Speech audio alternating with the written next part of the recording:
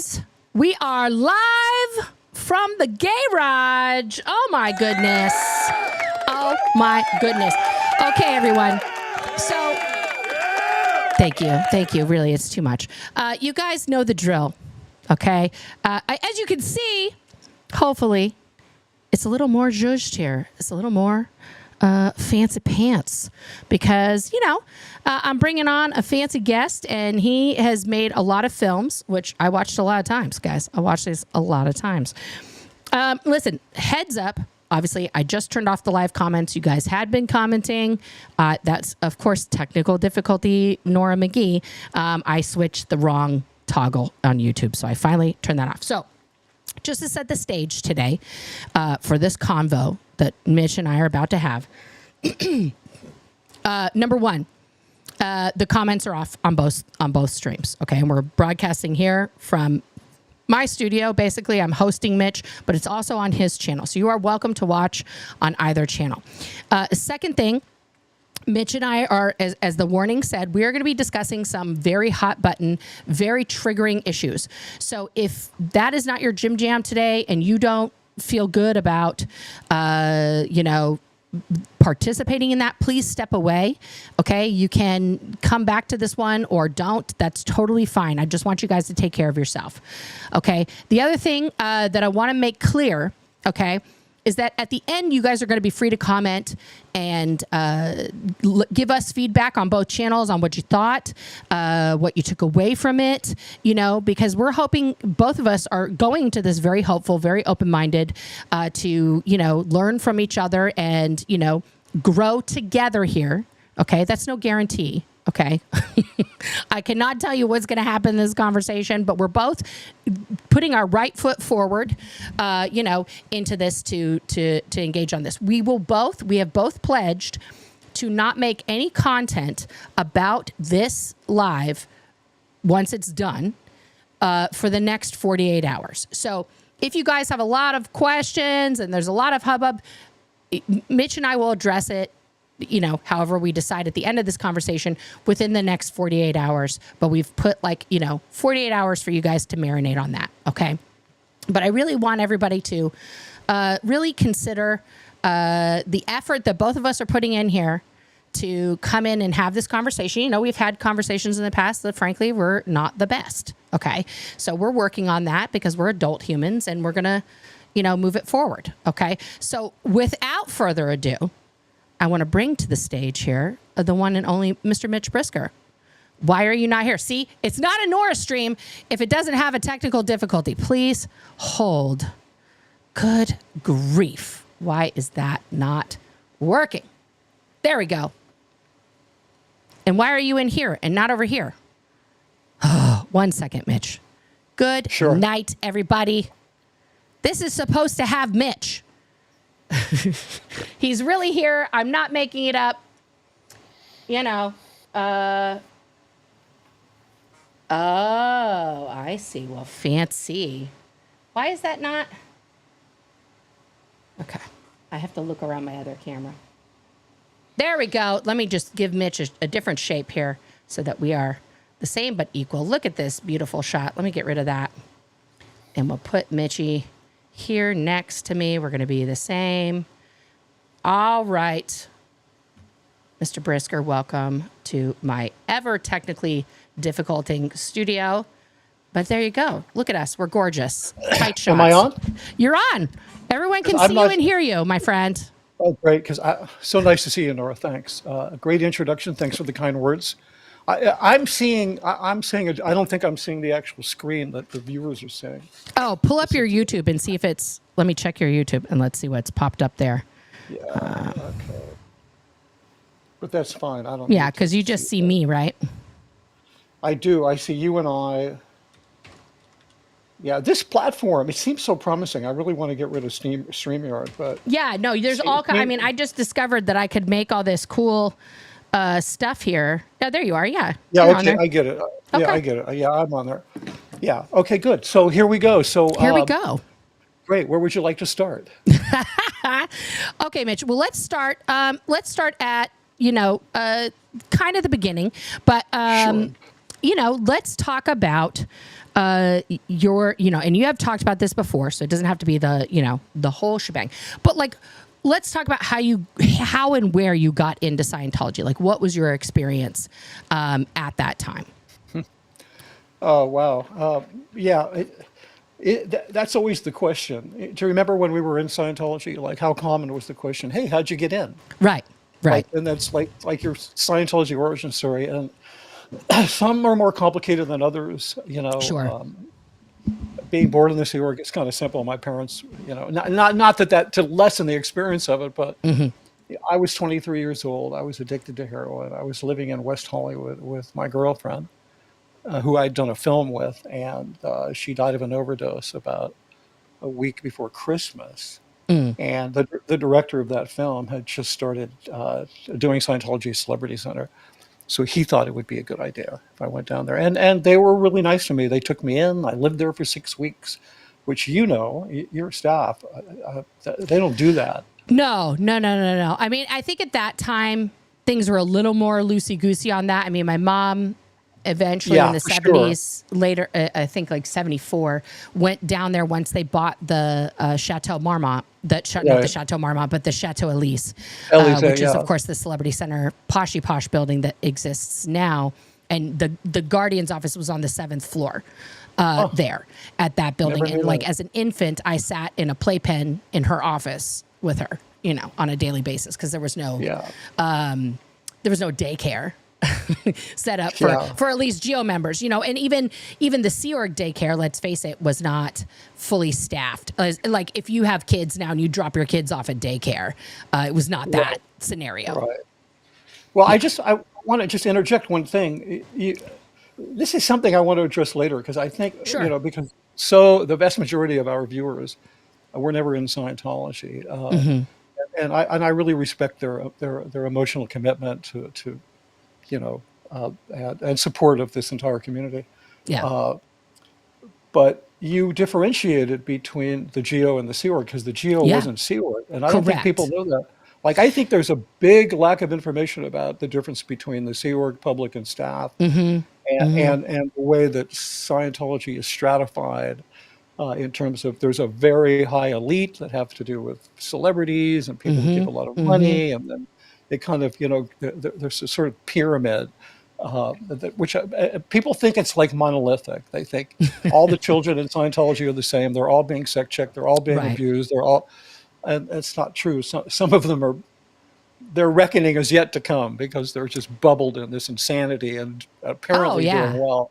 I mean, it really, I mean, every kid's experience growing up in Scientology is truly a snowflake situation because of who their parents are, what their status in the church was, whether or not those parents were on staff when they were born, or joined staff later, or joined the Sea Org later. All of these things, which is why, like, sometimes, talking about growing up in Scientology is such a bigger discussion than just like, for example, Jenna Miscavige's story, right? Because she's like probably out of all the kids who've grown up in Scientology, like the most famous one because of who her uncle is, right? As an example. And so even her upbringing in the Sea organization completely differs just from what I've heard, because I don't have that experience. So I do not pretend to speak for kids born into the Sea Org. I want to make that abundantly clear. But from what I know of, like, for example, Mike Brown's experience, right? So there's two people who grew up in a similar place, but had two completely different experiences, in the same way that, like Catherine Spallino growing up at PAC and in that environment in Los Angeles, totally different than what they experienced at the In Ranch. So, and then even kids who grew up in like Australia or South Africa or England or, the EU base, right? Or in Florida at Flag.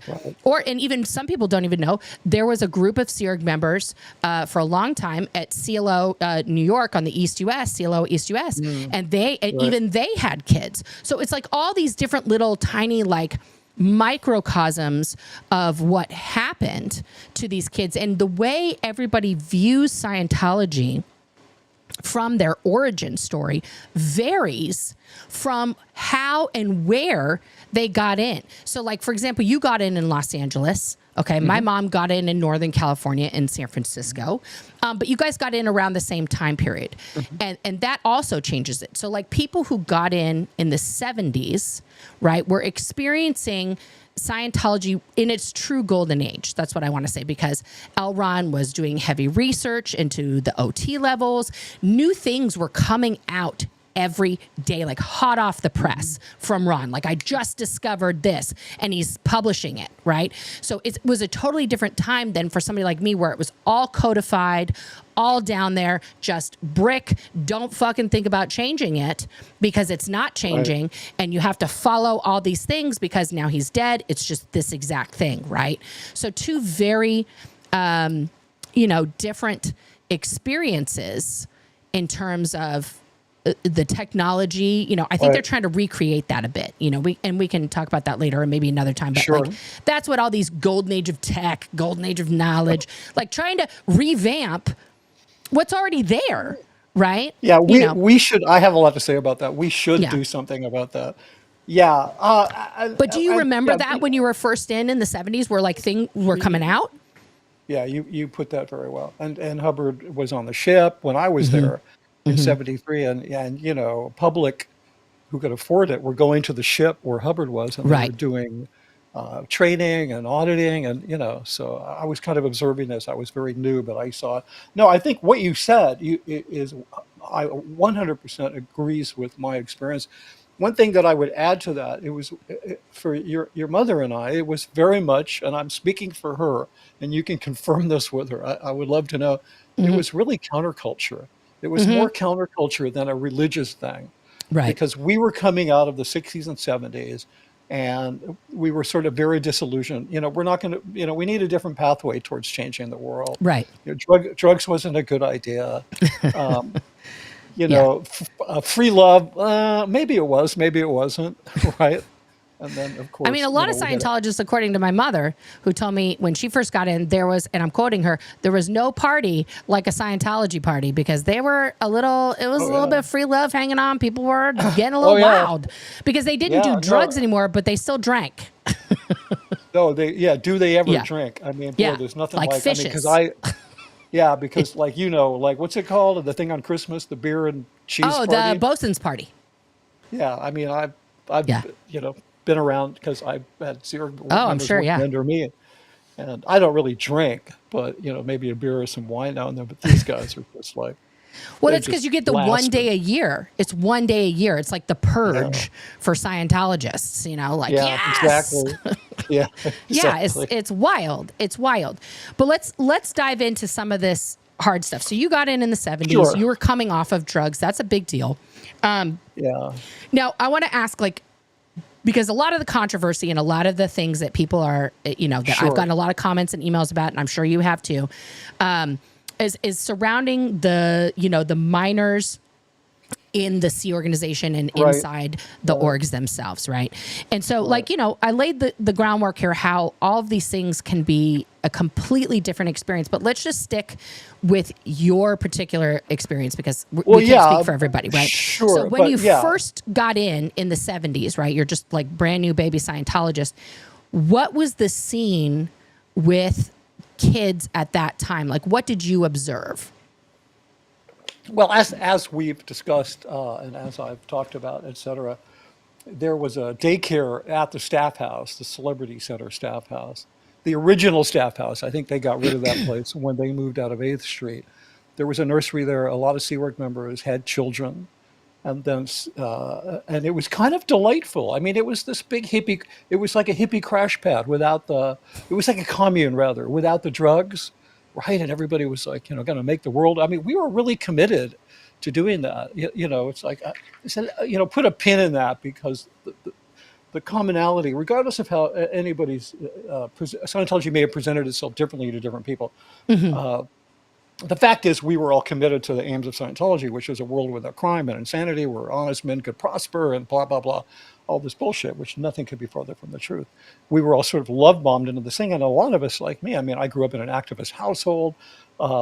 Helping the world was important. It's what my parents did. They went to marches, banned the bomb, civil rights, Vietnam. They traveled around the world and lectured against the bomb. They were investigated by the FBI and on and on and on. So I was really like, my mindset was like, yeah, this is maybe a better way to do all that, right? If we could just What did your parents think about that? Like when you started doing this stuff, what did they say? Well, initially, because it was, obviously my being on drugs the way I was a real crisis. Right. And yeah, so the aspect of Scientology, so they were fine with it because I got off drugs in Scientology. Did you see? So they were fine with it. But then famously, when I was in my 30s, I had dinner with I was having lunch with my mom. And we were very close. She was an art professor. So, we had a lot to talk about. And I mentioned Scientology. This is years after I was off of drugs, out of college, and I was working as a commercial director. And I mentioned something about Scientology. She just kind of cocked her head and went, "You're still doing that?" Like, that was her. How did you feel? Like at that time, what did you think about that? Like, what was her saying that? Yeah. What was your thought process when she said that? Well, I thought that it was just a lack of, there was a vacuum. She had a vacuum of proper information. You remember that saying, fill the vacuum. That's what most of my job was. Because, David Miscavige, like, to relate it to that, to later, he was convinced that the reason there's all this toxicity about anti-Scientology stuff is because of two reasons. Because of psychs, right? Of course. And because there's a vacuum of good information, correct information about Scientology. And that vacuum is being filled by antisocial personalities, which is the reason he spent $100 million on Scientology media productions, to fill that vacuum. That's all we hear. We heard two things. One, I'm going to excuse my language, F them up, meaning the people he felt were unfair to him in the media. He forgot that you have to have an audience to watch your stuff. You can't just have a channel. Yeah, and the other thing was fill the vacuum, like constantly. That's why that station exists. He thinks he's filling the vacuum. So I thought my mother just had that vacuum. She didn't understand because she was, as we say in Scientology, very fourth dynamically oriented, meaning she was a humanist. She was about helping mankind to no longer have wars, especially nuclear wars. And, she was very political and all that kind of stuff. So she just didn't realize we were doing the same thing, just from a different angle. So she never pushed against it to the point where it was like a problem and I had to disconnect from her, which I never would have done anyway. Right. But yeah, it wasn't. There was no conflict. But I knew that it was like not something that I was going to be having, lively conversations with my mother about, right? Because it was like, and she was right. Like I didn't have a really good answer. Why are you still doing that? You're still doing that? I mean, it was just classic. So yeah, okay. And so when you first got in, you've talked about how you were in the nursery and stuff like that. But other than like the nursery aspect, and those are infants, that's a different scenario. No. They were actually, I would call it more of a daycare. There were mostly small children, not infants. And the reason that I helped out was there were times when I was like really just coming off of drugs. Somebody said, that they allowed a junkie to be with babies. I wasn't a junkie. Okay. I wasn't robbing liquor stores. I wasn't, I know, but you were, let's be honest, that you were detoxing and coming and going through withdrawals off of heroin, which is not nothing. Right. Now let's reflect on that for a minute. Yeah, this group of people I brought it up. Put you as a 23-year-old who's withdrawing from heroin in a closed door environment with their small children. Would you allow a 23-year-old, drug addict who's in withdrawals to take care of your grandkids? Well, when you sort of strip all the varnish off of it, and you strip it down to that, and which includes a lot of context for what the situation was. Right, but just in general, if somebody presented this to you and was like, this is the person that's going to take care of your grandkids, what would your answer be? Well, there's a few things wrong with what you said. For one thing, it wasn't closed door. Okay. Those kids were living with their parents. No. I mean, the environment that they were in, it's not like, you just had them outdoors in a pen where they're running around. Like it was a room, that you were to watch the kids in, right? I mean, it was an environment where you're... I'll tell you, to be more I don't mean it was like you locked the door and you're just in there with the kids all day. But you know what I mean? Like it's a daycare environment. That's a closed door environment. I do. When you drop your kids off at daycare, that's got a fence around it so kids don't run away. I mean, Yeah. Yeah. So, but my question is, would you want, your own grandkid, who's maybe a toddler or a young kid, to be watched by someone like that? Well, when you say someone like that, you mean me. No, So I mean, literally a 23-year-old random guy who's just coming off of drugs, who's in the middle of withdrawals. That's all I mean. Would you say, sure? Well, I had, it only takes about 3 days to come off of heroin. Okay. It's literally, it's like you have the flu for 3 days. You have a really bad flu. Right. And then there's a lot of stuff. My mom has told me in great details yeah, what it was okay. like So to come off this of was heroin. not during those 3 days. This was Okay. after that. And because you have 4 kids, you know what it's like to take little kids to the zoo, for instance. You want to get as many adults as possible. So they needed an extra adult when we took them on what do you call it, on excursions. We took them to the beach, we took them to Griffith Park, we took them to the zoo. And it was like, I wasn't doing a lot. I was doing everybody's cleaning stations just to try to get myself back together. Yeah. And then going to course. But again, would you hire that person to watch your own grandkids? If I knew that they were were on heroin, and I don't know the person. Like literally, right? they are just Because barely off heroin. If they knew me, what else did they know about you, though, Mitch? Let's be honest. Like at that time, you got brought in by a friend of yours who happened to be a director, so they knew you were a filmmaker, connected to like a big celebrity. You were connected to a celebrity. That's all they knew. Pretty much. Even if you just knew somebody who was connected to the Kardashians, as an example, it was like, oh, this guy, he's buddy with the Kardashians. Would you automatically hire that person and let them be around your grandkids? I would automatically not hire them because they're connected to the Kardashians. Okay. Well, that's a bad example. But you know what I'm saying? Really like bad in example. Scientology, my point is like because you were connected to a celebrity, your out points at that time being a drug addict, right? Which is, as you and I both know, one of the worst things you can be in Scientology is be a druggie, besides being gay. I think it's not as bad as being gay. Oh, yeah. No. Those are the two worst, though. Being a drug addict and being gay, because those are like two of the most irredeemable things in Scientology for whatever reason. Right. Basically, it's us. But that's what I'm saying. Like, just if that's all you knew, right? This is the information Scientology had. And they were like, sure, he'll work. Do you think would you do that? No, of course not. Okay. So why would you do that? No, I would. No, of course not. I'd be like, of course not. I hope you continue on your journey of healing. Good for you. Like, encouragement, but like, no. Yeah, but if you just add a little context. Sure.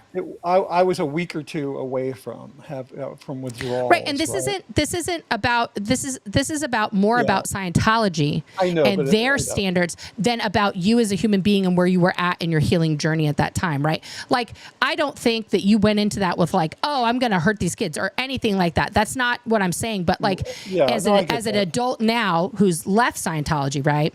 To look back on that scenario, that's wild, right? That's wild that they were just like, oh, we need one more adult. Sure. But also, again, for the people who are not from the 70s and 80s, that's par for the course for the 70s also. Like the fact that, you were clean and you were able, they were like, you got it. Well, it's not only that. I had like dropped out of school. I was a college student. I was like attending one of the most prestigious film schools in the world. I came from a good family. I had all these things going, and people got to know me. And I was great with the kids. I love kids. I love hanging out with them. I was feeling a little raw, but it wasn't when you put all of the context in there. It was, and plus it. I spoke with a former executive. I don't want to mention any names, but who worked with Ivon at CC, somebody and she was like, Ivon wouldn't have stood for any abuse against those kids. I mean, those kids. No. I agree 100%. Ivon was amazing. Ivon Gench, if you guys don't know who we're talking about, she was basically the founder of Celebrity Center, and she grew it from nothing, from an idea that somebody had into the absolute juggernaut, that it became before she passed, which was so tragic. they worked her to death on purpose. And she off. died of cancer, but of course, as most Scientologists who die of cancer, it was not diagnosed or caught by a doctor until she was like 2 weeks away from dying from it, which is what happens with most Scientologists who get cancer. Yeah, so they were on the rampage to get rid of it. It was a horrible thing. But, she really cared about artists. When Celebrity Center first started, it wasn't even they didn't even do Scientology services. They were just intended to be like an office where they would assist actors and different artists, assist them in their career, and then it kind of grew out of that.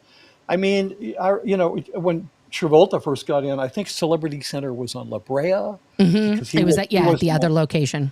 Yeah. Yeah, he wasn't. I don't think he was ever on 8th Street. That was like Chick Corea and Karen Black and Jeffrey Lewis. Yeah. That's So Jeffrey Tambor, who left. Well, I don't know that he was there. I don't think he was there till later. He really? Well, no, because he came in and then he left. He left pretty early. He didn't stay. Oh, maybe he did. Because he was married to Katie Mitchell. That's a whole other story. Yeah, who was a dear friend of mine. And most of the people in our audience are like, "Who are we talking about?" Except for John Travolta. Obviously, people know who John Travolta is. Well, Jeffrey Tambor, a lot of people know him from what was the show where he played a transgender. Who? Which one? Trans America. Transparent. Yeah. Ding, ding, ding, ding. Transparent. Yeah. Jeffrey Tambor, he's such a fantastic actor. So amazing. Yeah, he's great. So amazing. But anyway, so my point is, like, when John was there at La Brea, he was just a student. And he was, he was very well known. He was on that show, Welcome Back, Kotter. It was a huge successful show. But, John would just walk in and wave to people and go down and do his course. And Ivon was gone by then. But it was this environment that was originated because she really cared about artists. And whenever I talk about the positive aspects of, her and Celebrity Center, I always have to add, this is not to say that there is any form of Scientology that you could reform it and go back to that, because it's rotten to the core. Ivon was just such a special person. She was able for a brief period of time to create this positive environment. Yeah. No, for sure. For sure. I mean, even when I joined the Sea Org at Celebrity Center in 1995, a lot of the crew that I worked with had been there during the Ivon times, and they would regale the new Sea Org members with like tales of Ivon, especially when you're having like a really shitty week. They would try to like pump you up with like, remember why we're here, and like, all that kind of stuff. So I was just like, that's not what's happening now. But no, it was not fun. I mean, it was not, mostly it was not fun, because it was a lot of hullabaloo. But then, okay, so you went from starting off there, and then what were next steps for you? Like, where did your adventures take you? I was there for 6 weeks. Okay. Then I had taken a leave of absence from California Institute of the Arts. Not an easy school to get into. And the head of admissions tracked me down, I guess through my father, who knew where I was, and called me at Celebrity Center and basically said, dude, if you're not here, or if you don't show up at the beginning of the next semester, you're going to have to reapply. And that's going to be really difficult. Yeah. So I was good. I'm like, oh my God, I'm like born again. I'm clean. I'm sleeping. I don't weigh 128 pounds anymore. I mean, I was literally 6 foot tall. I weighed 128 pounds when I showed up at Celebrity Center. I was on the Amy Winehouse diet. Cigarettes and coffee. Yeah. Basically, yeah. That's a lot of Scientologists' diet. Cigarettes. Yeah. Sea Org, cigarettes. Just. Oh yeah. I quit. In all fairness, I quit in 2011, so I was a smoker. So then I went back to CalArts. I got a degree. I went to work. I got a really good job, and I sort of wasn't all that involved much. I wasn't doing much. Sometimes. What year was that? That was. Let me see. I graduated in, I think, 74. Okay. 75, because I know Janice Grady told me this amazing story, which I don't even remember, that she was 14 years old. She was on a mission, and she was at AO. She was in LA on a mission, right? And she had one day, she finished a day early. She had nothing to do. And Ivon called me up. I was at my job in Hollywood. I worked for a production company. Uh, and Ivon called me up, which I don't even remember. And Janice relayed the whole thing. Like I had this vaguest memory. Uh, can she come and hang out with you at your office, right, for the day, right? So, which is how I know Janice from that. And I was like, God, did that happen? And then she started describing to me what I was working on. I was like, oh my God, yeah, I remember that actually happened. I was Wow. doing some, every few years, Columbia Pictures changes its logo, and Oh, yeah. we were redoing one of them, and that job landed on me because of the company I was with. That was kind of a low level job. So yeah, so I was obviously part of the celebrity center subculture, the culture in general, because Yvonne's calling me up and saying, "Can my daughter come hang out with you for the day?" Because I'm busy. Obviously, she's busy.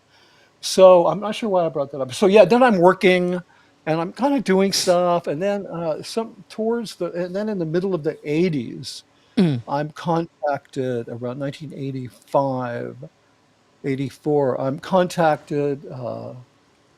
By an executive, a marketing executive, to ask me to come in and talk to them about directing some TV commercials. And then I went to work on the Dianetics campaign with Jeff Hawkins.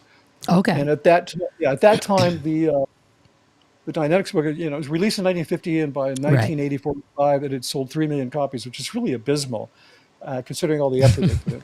And so I we mean, did this Scientologists campaign. make that seem like a huge deal. Yeah. Well, yeah, the 3 million, that number of years, and even today, maybe it sold 30 million copies, but you look at things like The Secret, some of these Christian Harry books and stuff. Potter. Yeah, no, but I mean in terms of the self-help Oh, sure, slash sure. Yeah, The religious. Secret. Yeah, Yeah. and we're talking 60 million and up. Oh, So yeah. Yeah, yeah, for huge. sure. I worked on that, and then between 1985 and 1990, the sales went up to 13 million. So in a few short years, we sold 10 million books.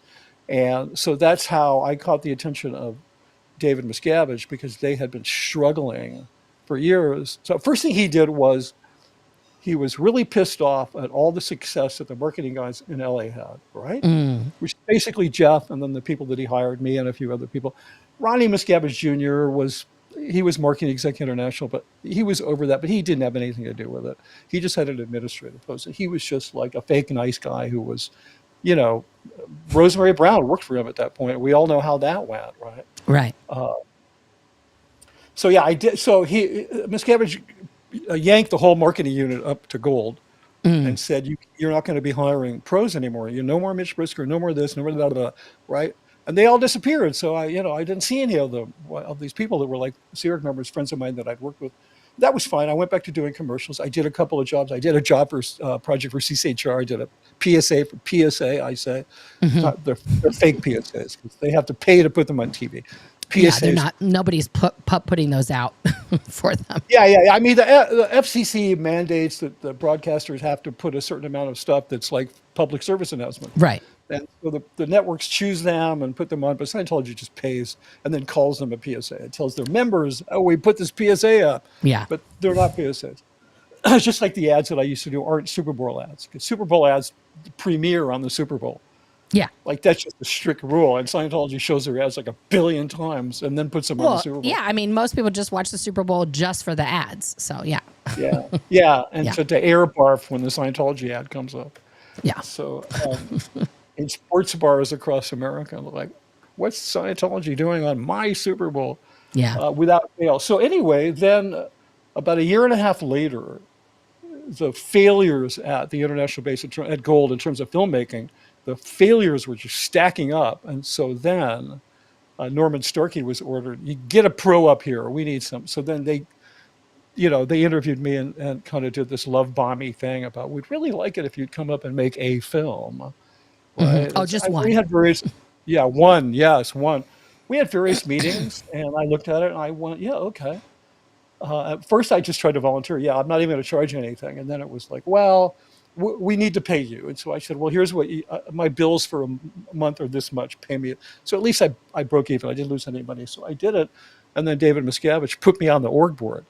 Personally, took one of those frickin' pieces of Dymo tape, and Right. stuck me at the top of Div 4, which is the production division at Gold, which is film and audio and music. And he put me up there, and it's like, explain to your supporters what it is. Like, that's voodoo. Yeah, I mean, I've been asked to do a breakdown on the org board, and I'm going to do that.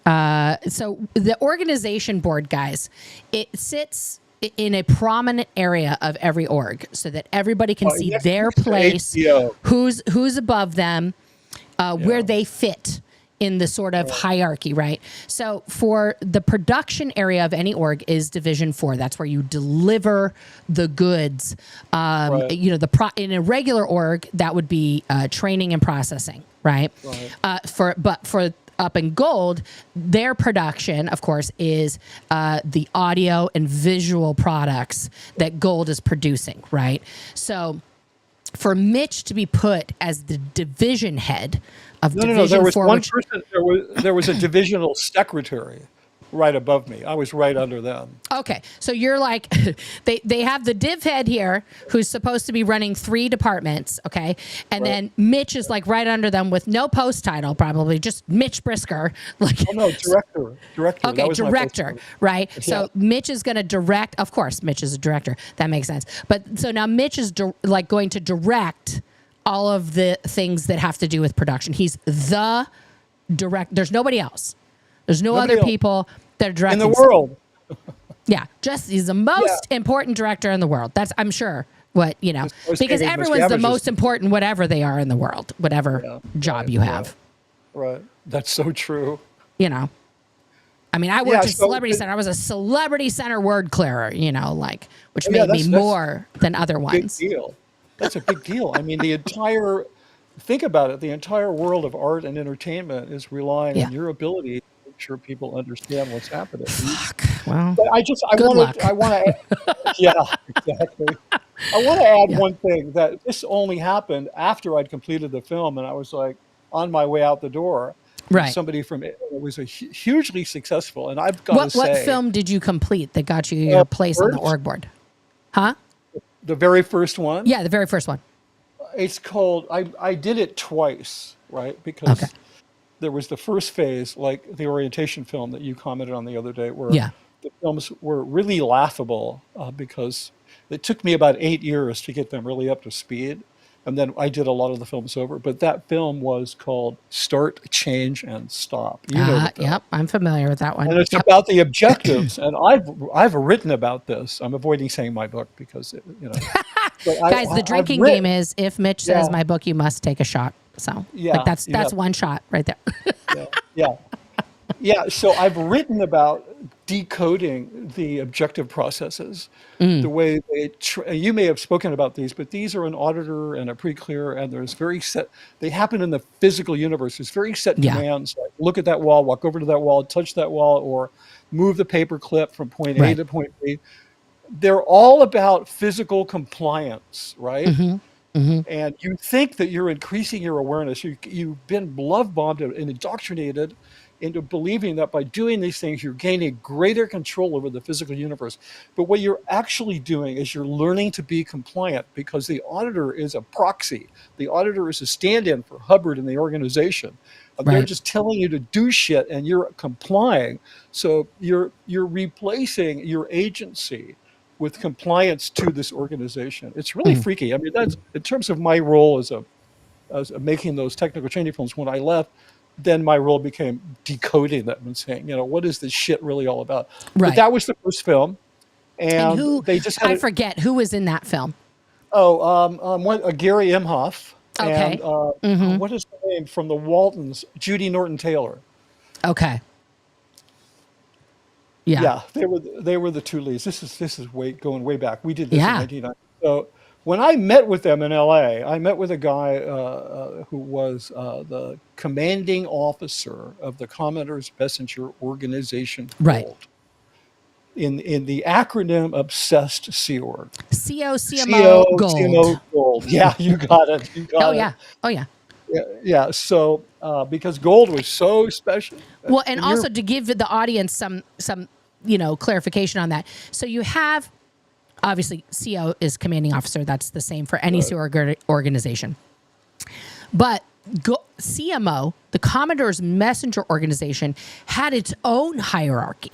Okay. Now, it originally started out as just the group of young girls. It was pretty much all young girls, except for a few young boys. In highly sexualized costumes. Oh, yeah. That were in their little tiny, white shorts and tight shirts. Hot shorts and white hot pants. Boots on the ship with him. They were the girls who were running up and down the floors of the ship, delivering his personal handwritten communications all over the place. And it was basically told to the rest of the crew, who were all adults, that when you see a Commodore's messenger, this could be a 10-year-old girl, okay, that comes in the room, it is as if Elron is in the room with you. Whatever communication she's going to deliver to you or ask you, you better answer and act like you are talking to Elron.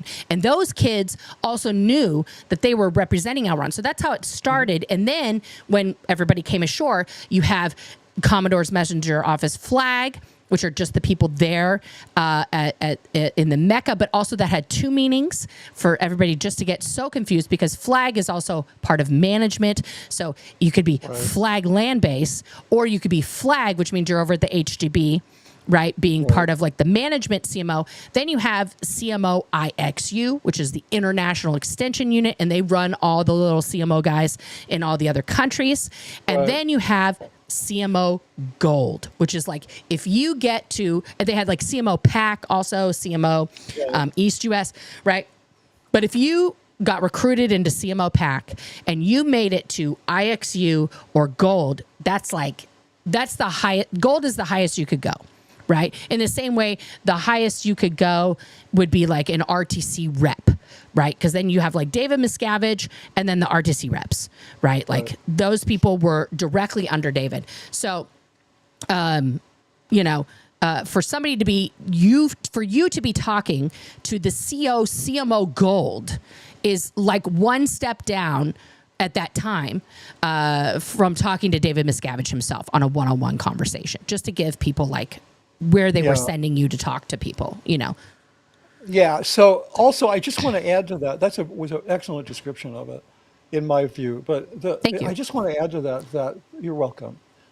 That their role, and you will probably remember this when I say it, their role was policing and compliance. Correct. Right.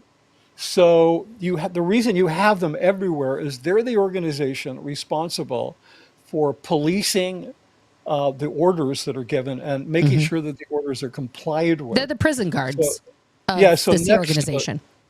Next to RTC, they are the most powerful organization. Correct.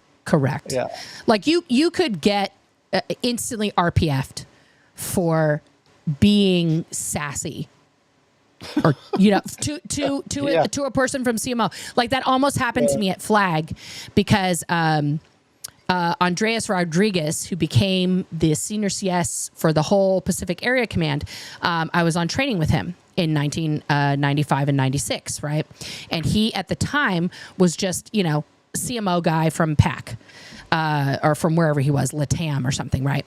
And so we were on the bus going from the Fort Harrison area to our dorms. So we're all riding on the bus, and we were friends. And, my mom had sent me a care package to Flag, and I didn't want to open the package because I knew she was sending me feminine hygiene products and stuff. But Andreas was giving me a lot of shit and was egging me on. And then he's like, "Oh, you're just trying to hide food. I order you to open this," right? And I was like, okay. And so, it had a bunch of other stuff in it too. It wasn't just a gigantic box of tampons, but the tampons were right on top. And so I opened it up and I said, "Oh, do you need one?" And everybody on the bus is laughing hysterically, right? And so I'm thinking I made this funny joke, and he's just getting more and more and then when we get off the bus, because he didn't do it on the bus, but when we got off the bus, he reamed me 3 new assholes. How dare you? I'm in CMO. Who the fuck do you think you are? Yeah. He's like, "If I write a care about this, you're fucking done." And basically I knew I would be, because I made a fucking joke about tampons to this idiot who's, being a dick on a bus, but like at the time he could have expelled me from Scientology in that moment if he wanted to. You could have been as proverbially, as they say, toast. Literally, they could have been like, don't even get your shit. Walk home to California. Good luck. Yeah. Yeah. I mean, like that's how powerful and how frightened of them you are, right? Because they have that power, because they are LRH's representative in real life, and so you are terrified of them all the time. You're walking on eggshells. Yeah. Do you remember, Nora? Do you remember the film Beingness? I don't know that got made. What did you leave? What year did you leave? I left in 2002, so I don't. That one is not sounding familiar to me. That was the one. Well, also, that was the one where a person not impersonating, I don't want to say, portraying L. Ron Hubbard gives a lecture to a bunch of auditors at some pub. It's based on a true story. We had a guy. Oh, okay. Hubbard would write these scripts where you'd shoot him from the back. It was really stupid. But there's a messenger who the person who does most of the instructing to the audience in the film, the student auditors in the film. He's one of Ron's messengers, right? Right. I see it. He's a CMO guy, and so in the course of making that, I had to read all of the what do you call the them? Flag orders? But advices about being a messenger, and he makes it really clear. And one of the things I want your audience to know, he makes it very clear that he wanted the messengers to deliver whatever the verbal communication was in the exact tone level, the exact manner that he did. So if he says, "Go tell Joe," and then he'll scream, "He better goddamn go," and then this little 14-year-old girl would walk up to you and say, "The commenter wants you to know, you better," and like start. Oh, and 100%. scream the thing. Yeah. You're just a parrot. Yeah, exactly. Yeah. That just must have been so frightening. Yeah, no, they were. I mean, I've heard stories, from other people who were around in the very, very early days, and everybody was terrified of the messengers. I mean, I don't think there was a time. I don't think there is a time period where people aren't, terrified of them. My mom had a different opinion, because they were. Most people who get recruited into CMO are children. They very rarely recruit. Adults, or like, and by that I mean like people who are like 30, into being a CMO messenger. They want you to be very young, because traditionally all of the people were very young in the Commodore's messenger org. Also, I think you don't have entanglements yet. You're kind of free of entanglements. Well, that's what the thing is that you haven't had time to restimulate your reactive mind, and you also haven't had time to accumulate the out ethics that would prevent you from being a messenger, like 2D stuff, like sex and things like that. And so you're clean, right? You're clean. Correct. Yeah, you're clean. You're clean. And you're also a blank slate that can be easily molded, because it's much easier to break a kid and, indoctrinate them and torture them into this beingness, as he liked to call it, than it is an adult whose brain is fully formed and things like that. Yeah. Just to define the term, beingness is essentially the identity that one assumes. Like, a baseball pitcher, chews tobacco and spits and has a certain way of doing things. A cop has a certain way of doing things in a very generalized sense. That would be a beingness. And then it's considered in Scientology that each of us has our own true beingness. Correct. And I could just say that the reason that everybody in Scientology is in peril is because they're never going to understand, get to meet their actual true authentic self as long as they're in Scientology. No, because you're constantly being beaten out of you. I talked about that the other day. You're also being fed this narrative that you're an eternal spiritual being, that your body's, you got BTs if you get that far. Correct. Whatever. You're fed this whole narrative. And you're accepting this narrative. You're actually literally paying an organization to steal your identity and replace it with a fake identity. Yeah. I mean, this is why Scientology is such an amazing con. I mean, who else figured out how to do that? Yeah, I'm going to steal your identity and I'm going to make you pay for it. I mean, that's just like, it's insane. It's crazy. It should be said that the CMO gold, which is one of the highest levels of gold, Miscavige got rid of it years ago. No, it hasn't existed for quite a while. It's like, screw this. I mean, he's basically reorganized all of CMO so that they're just like, so that he's like Putin, and then there's all these oligarchs around him. It's everything has changed. Only the most loyal people are around him, and the people that he knows would literally jump in front of a car for him. He would even have to tell them. That's how. What's the word I'm looking for? Devoted that they are to Scientology and to him as the head of Scientology, which is they're zealots. They're zealots. Thank you. That's the word I'm looking for. Yeah, they're zealots. And he could do. They're. If you look at any extremist organization, you're always going to find people like that around a leader, and these guys. I saw it happen. Like, I was at SMP for Scientology Media Production for 2.5 years, and the guys that are there running the place, they're all busted every 6 months, and they're all sent to not the RPF, but really severe retraining and discipline and hard labor. Like every 6 months, they're like, "Thank you, sir. Can I have another?" Because he's the one saving the world. So they're like, "Well, I screwed up."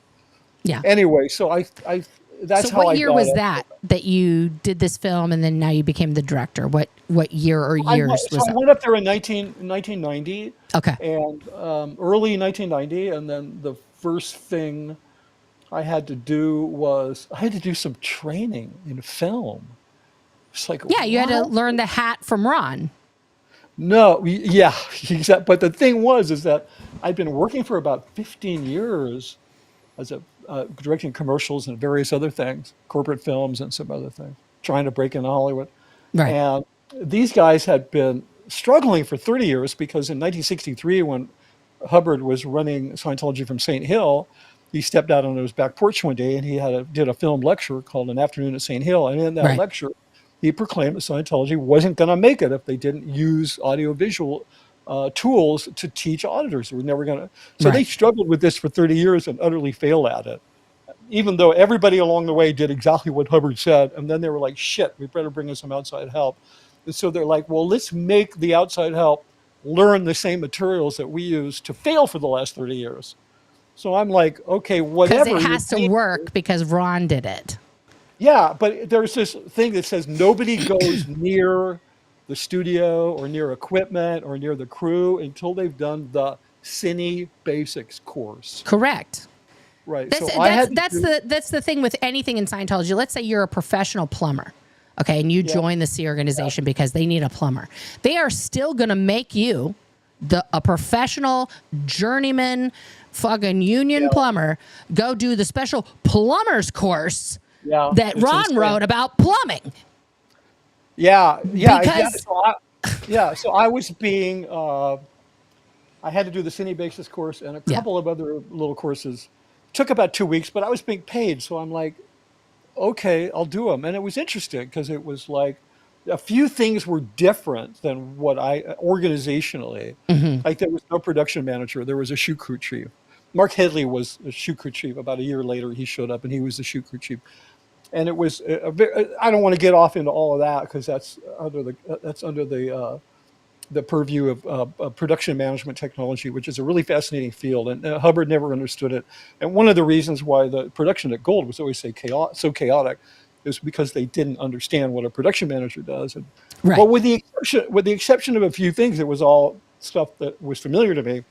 Yeah. So it was good in a way because at least I understood the differences of how they did things. But I always marveled at that. I mean, I remember the first night I had to go to course at Gold in the staff course room. And, I was not accustomed to being in a course room where I'm the only one not in a uniform, right? Everybody's in uniform. And it's like everybody smokes and like nobody uses perfume or scented deodorant. So it just smells really bad. Disgust. Right? Yeah. Yeah. And I just remember that night cracking open that pack and I squeezed into this course room with tons of people. And it was like really stuck in my mind. And then in the middle of it all, David Miscavige, who I'd seen when they did the Hubbard's Dead thing at the Palladium, I was there. Right. It was the only time I'd ever seen David Miscavige. I mean, I'd heard of him. I did work for ASI and whatever. But he came walking through the room. This is so funny. Like I'm on course, and he goes this is when I should have run out of there screaming, because he comes walking through the course room with Marty and Ray Midoff and Mark Yeager, right? These are the 4 writers of the apocalypse, right? At that time, yeah. And at this point, that they are, what is it called? The exec strata. No, it wasn't exec strata. They were the, what do you call it? Not watchdog. They were Inspector General Network. Okay, yeah. Yeah. Remember, they were the IG network, and Miscavige was the chairman of the board, and then you had Ray was Inspector General for Tech, and Mark was Inspector General for Admin, and then Marty was Inspector General for Ethics, for fucking people over. Yeah. Right. They come walking through the room. Like, there's no reason for those 4 guys to be together walking through a course room at night. They're walking through the room. They're all looking straight ahead, and then they all go like this in unison. And then they snap back, and they all looked at me. And I was like, oh, something happened before I got here. They've all been in conversations, and this is kind of a big deal. I thought I just got hired to come up here and help with a film, and I'm just like, I think I'm fucked. So, yeah. I mean, and let's put it this way. Like, I talked a lot about this in one of my last lives where Danny Muster was putting a lot of comments up on my stream, which was very true, that one of the things that Scientology does that keeps you there, right? Because that's a question I get all the time. Like, what keeps you there? Why do you stay? Is that it annihilates your relationship with yourself, with your actual gut instincts, with your, like, because in the moment, and you tell me if I'm wrong, like in that moment when you felt that pit in your stomach and you were like kind of nauseous and like, fuck, I got to get out of here. The second thought that usually a Scientologist will have immediately after that is like, oh God, now I'm PTS. I got to like get my shit together. Yeah, and no, you're stop having that thought. Right. Yeah, no, right? You're Because absolutely right. Especially in that scenario around the 4 horsemen of the apocalypse, you're like, oh fuck! Like, hopefully I didn't sweat. Hopefully they didn't think I was Anakin. Like I wasn't. Like you don't want to be busted for being a bad student at that time. Yeah, but that wasn't. Yeah, what your observation, everything you said is 100% correct. However, in that context, at that moment, I hadn't processed it. So they walked through there, and I was just like, what the fuck was that? Right. Like literally, I didn't have anything and nothing on it. I'm like, I figured, oh, they probably walk through here every night. And then later I was able to look at it and process it, right? Yeah. Especially when I got to know all those guys. Well, I knew Ray from Celebrity Center. Sure. So he was the only one that I knew. And Ray is a nice guy. I mean, also, Ray's like 100 feet tall, guys. If you guys don't know who Ray Midoff is, he spent a lot of time being that job, which was the Deputy Inspector General for Tech. Then he was Senior CS International. Well, of course he was Senior CS, Yeah, and so there's a video footage of David Miscavige like shaking his hand before he walks off stage, and Ray is coming, and literally like David Miscavige is here and Ray Midoff is up here because Ray Midoff must have been like 6'7" at least. 6'5" maybe. But I mean, he's just so tall, like a beanpole, just this huge tall. But also, the few times that I interacted with him, super nice. Like he was nice to me guy. In the times that he had talked to him. He could have been more active in helping Ivon because he worked under her and he wasn't. And some people have criticized him for various different things, but in general. And he was also one of the most abused people. He was horribly abused by David Miscavige. I mean, it was like, this was the guy that was auditing L. Ron Hubbard when he passed away. Anyway, I always really liked Ray. And I got auditing from Ray. And, when you're in, like, that's a big deal. That's a huge deal. Like, I had done an L at Flag, which, boy, would I like to have that money back. And, no, I'm with you on that. I mean, like, the only time I interacted with him a few times, but the biggest time I interacted with him is that we set up in 95, the largest recruitment event that had ever occurred in a singular place in the history of Scientology. We had like 1,100 people show up. And Ray came to speak.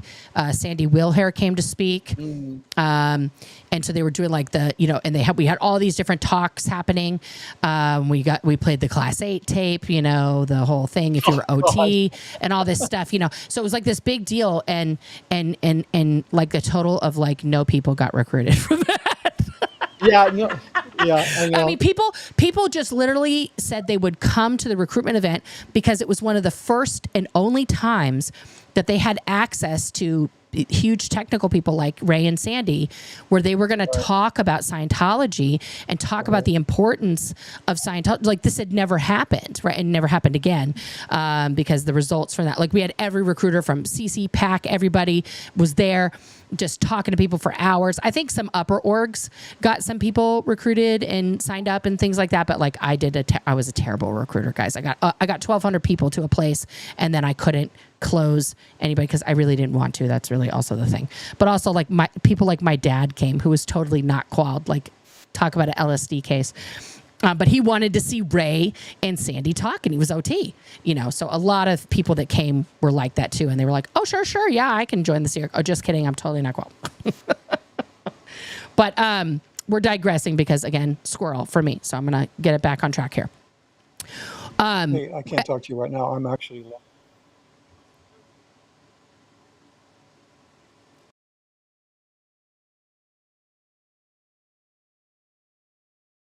While he's playing around with that, I'm gonna fix. I'm very sorry. I apologize. Yeah, that's. Yeah, I have similar stories about being involved with things which then turned out not to recruit people.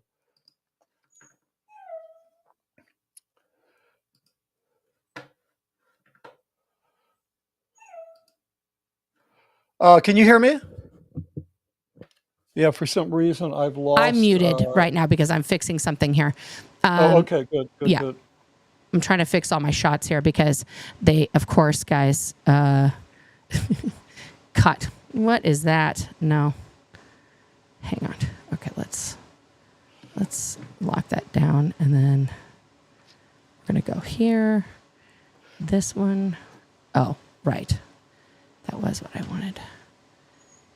Okay, so I'm putting something up on the screen here, Mitch, that I want to share with you here. Okay. What do you got? So it is. This is Steve Hassan's bite model.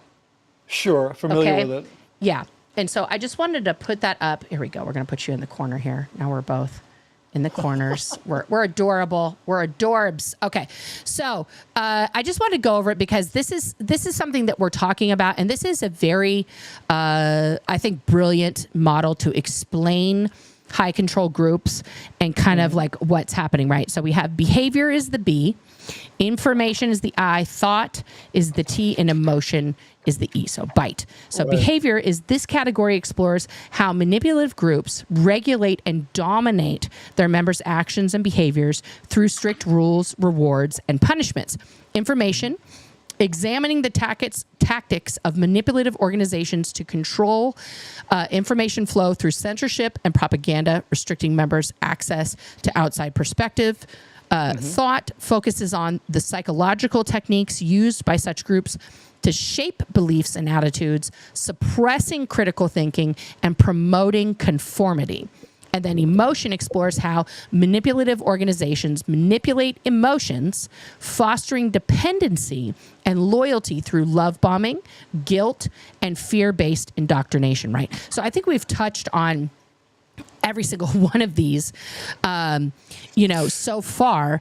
And it's fascinating to me how that continues to be a thing, through all of all of the things, right?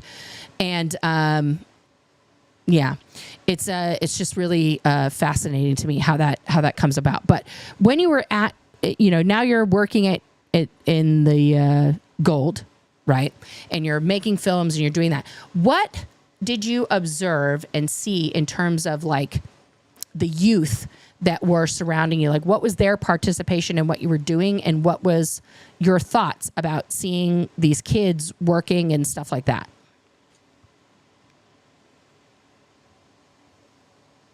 Area. So I'm it's a little bit of a walled garden. Very elevated position. Anybody in Cine, it's a very elevated position. Gold in general, they're sort of the maintenance crew for the international base. Mm-hmm. Toilet stuffed up, a plumber from Gold's going to come fix it. Somebody runs away, a security guard from Gold is going to go after them, right? So they were to some degree second-class citizens. Gold was at the international base, but not the Cine division, because the Mm-hmm. Cine division made a ton of money for the Church of Scientology. Because back in those days, I don't know how it works now, but these films would be purchased. Mm-hmm.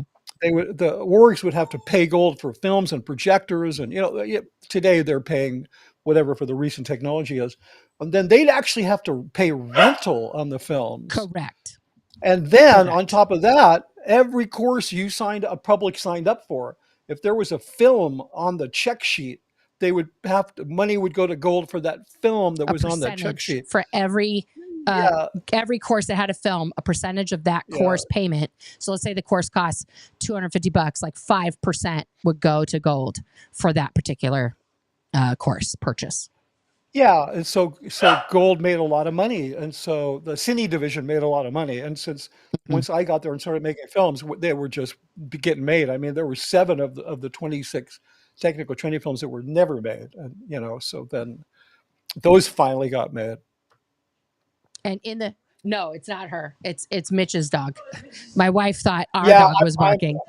No. I'm hoping my son is going to take the dog. Yeah, If not, no, I'll it's have to okay. let him in. Yeah, no, we just all heard the bark, and my wife is like, "Is that Charlie?" No, Charlie is just chilling. She's just chilling. But What kind of dog and that's is okay. Charlie? Spike's got something to say. He's gonna, he wants to be a part of the conversation. That's all right. Yeah. But so my question is, like, at that time, from 1990 forward, what was how much of the crew working, to do crew stuff? I mean, that's an enormous amount of people that were like lighting, gaffers, the sound guys, like all of the sets, all this things. What would you say were like, how many kids were there? How many teens were running around in the Cine division at the time under you? Okay. Let me tell you. Well, for one thing, it wasn't as big like a Hollywood crew. Okay. There was maybe at the most, I had 25, 30 people. And then I think when I left, a main unit crew, or actually when I got set up there, my protege had taken over the main unit crew. And so just to make me really wrong, they said, the best thing you know how to do is build teams. So guess what? You get to build us another crew. So anyway, and so we had about 20 people. And I did that before I left. I mean, there was about, maybe when I first got there was close to 30 people. How many kids were there? There was a 15-year-old girl who was the quote unquote clapper girl. Okay. And there was another guy who escaped, a person who escaped in 2000, who, when I got there in 1990, he was 17, right? So he was still underage. I'm trying to think if there was anyone else on the crew. I mean, there were other kids there. Sterling, I knew Sterling and Mike and Laura, Megan, I knew her back then. I mean, there were lots of kids. And then there were some other kids, they're still in the Sea Org. They're all in their 40s, but I certainly know who they are. But there wasn't a lot of kids. Like the int base itself, right? In terms of, besides David and Ray and Mark, right? What percentage would you say at that time from the 90s, like when you got in, was like really young people? Would you say it was like a lot of young people, or no? It was a very, very small percenage. Okay, so I mean, like they were young. They were younger than me. So I mean, a lot of people are younger than me now too. I mean, I mean, in some, there's 20s, mostly 20s, 30s, 40s. Okay. But there was, there was the Int Ranch kids who you mentioned, Sterling, Mike, all those guys. And they were very little, like Jenna and things like that. They were little guys at the time in 1990. Well, Sterling and Mike were older. They were right. Yeah, they were in their teens. Because Mike's my 12, age, 13, so he was 14 at the time in 1990. Yeah, that sounds about right. And then I think when they got to a certain age, Miscavige had some of them come to Gold.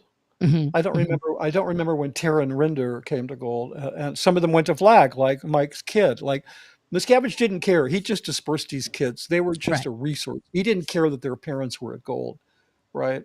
like a bunch of them. He's like, yeah, I'm going to send them to. I remember he's like, yeah, these guys are going to go to Flag, and these guys are going to come to Gold. Blah blah blah. What did you think So, about that? About these kids just being fired off on these well, missions I across the mean, here, planet? it's like I was obviously very aware of the fact that these kids were not going to lose connection with their families. But you Mhm. remember, then you can tell me if I'm speaking wrongly for you, but you remember when you're on this mission to save the world, Mhm. and the what's in the balance. Remember, this is a very important Right. concept. Hubbard is going to place this like this is what's in the balance, people. All of consciousness in the known universe is going to be snuffed out if we don't win. Mhm. Like it's then when you see this, you're thinking, well, you please don't take this the wrong way, but it's like if in warfare people make sacrifices, so you really see it like that because I mean, for one thing, the kids at the ranch compared to, let's say, what's her name, the girl you mentioned who grew up in Pac, I don't know her, who wrote that wonderful book about Oh, the bad. Catherine Spallino. Yeah, Yes. Catherine. Hmm. Like her Hmm. experience growing up on Hollywood Boulevard, wow, she would have dreamed to be at the ranch. I mean, those kids, they were in the outdoors, they had a sports field, they had all kinds of fun things to do, they had horses.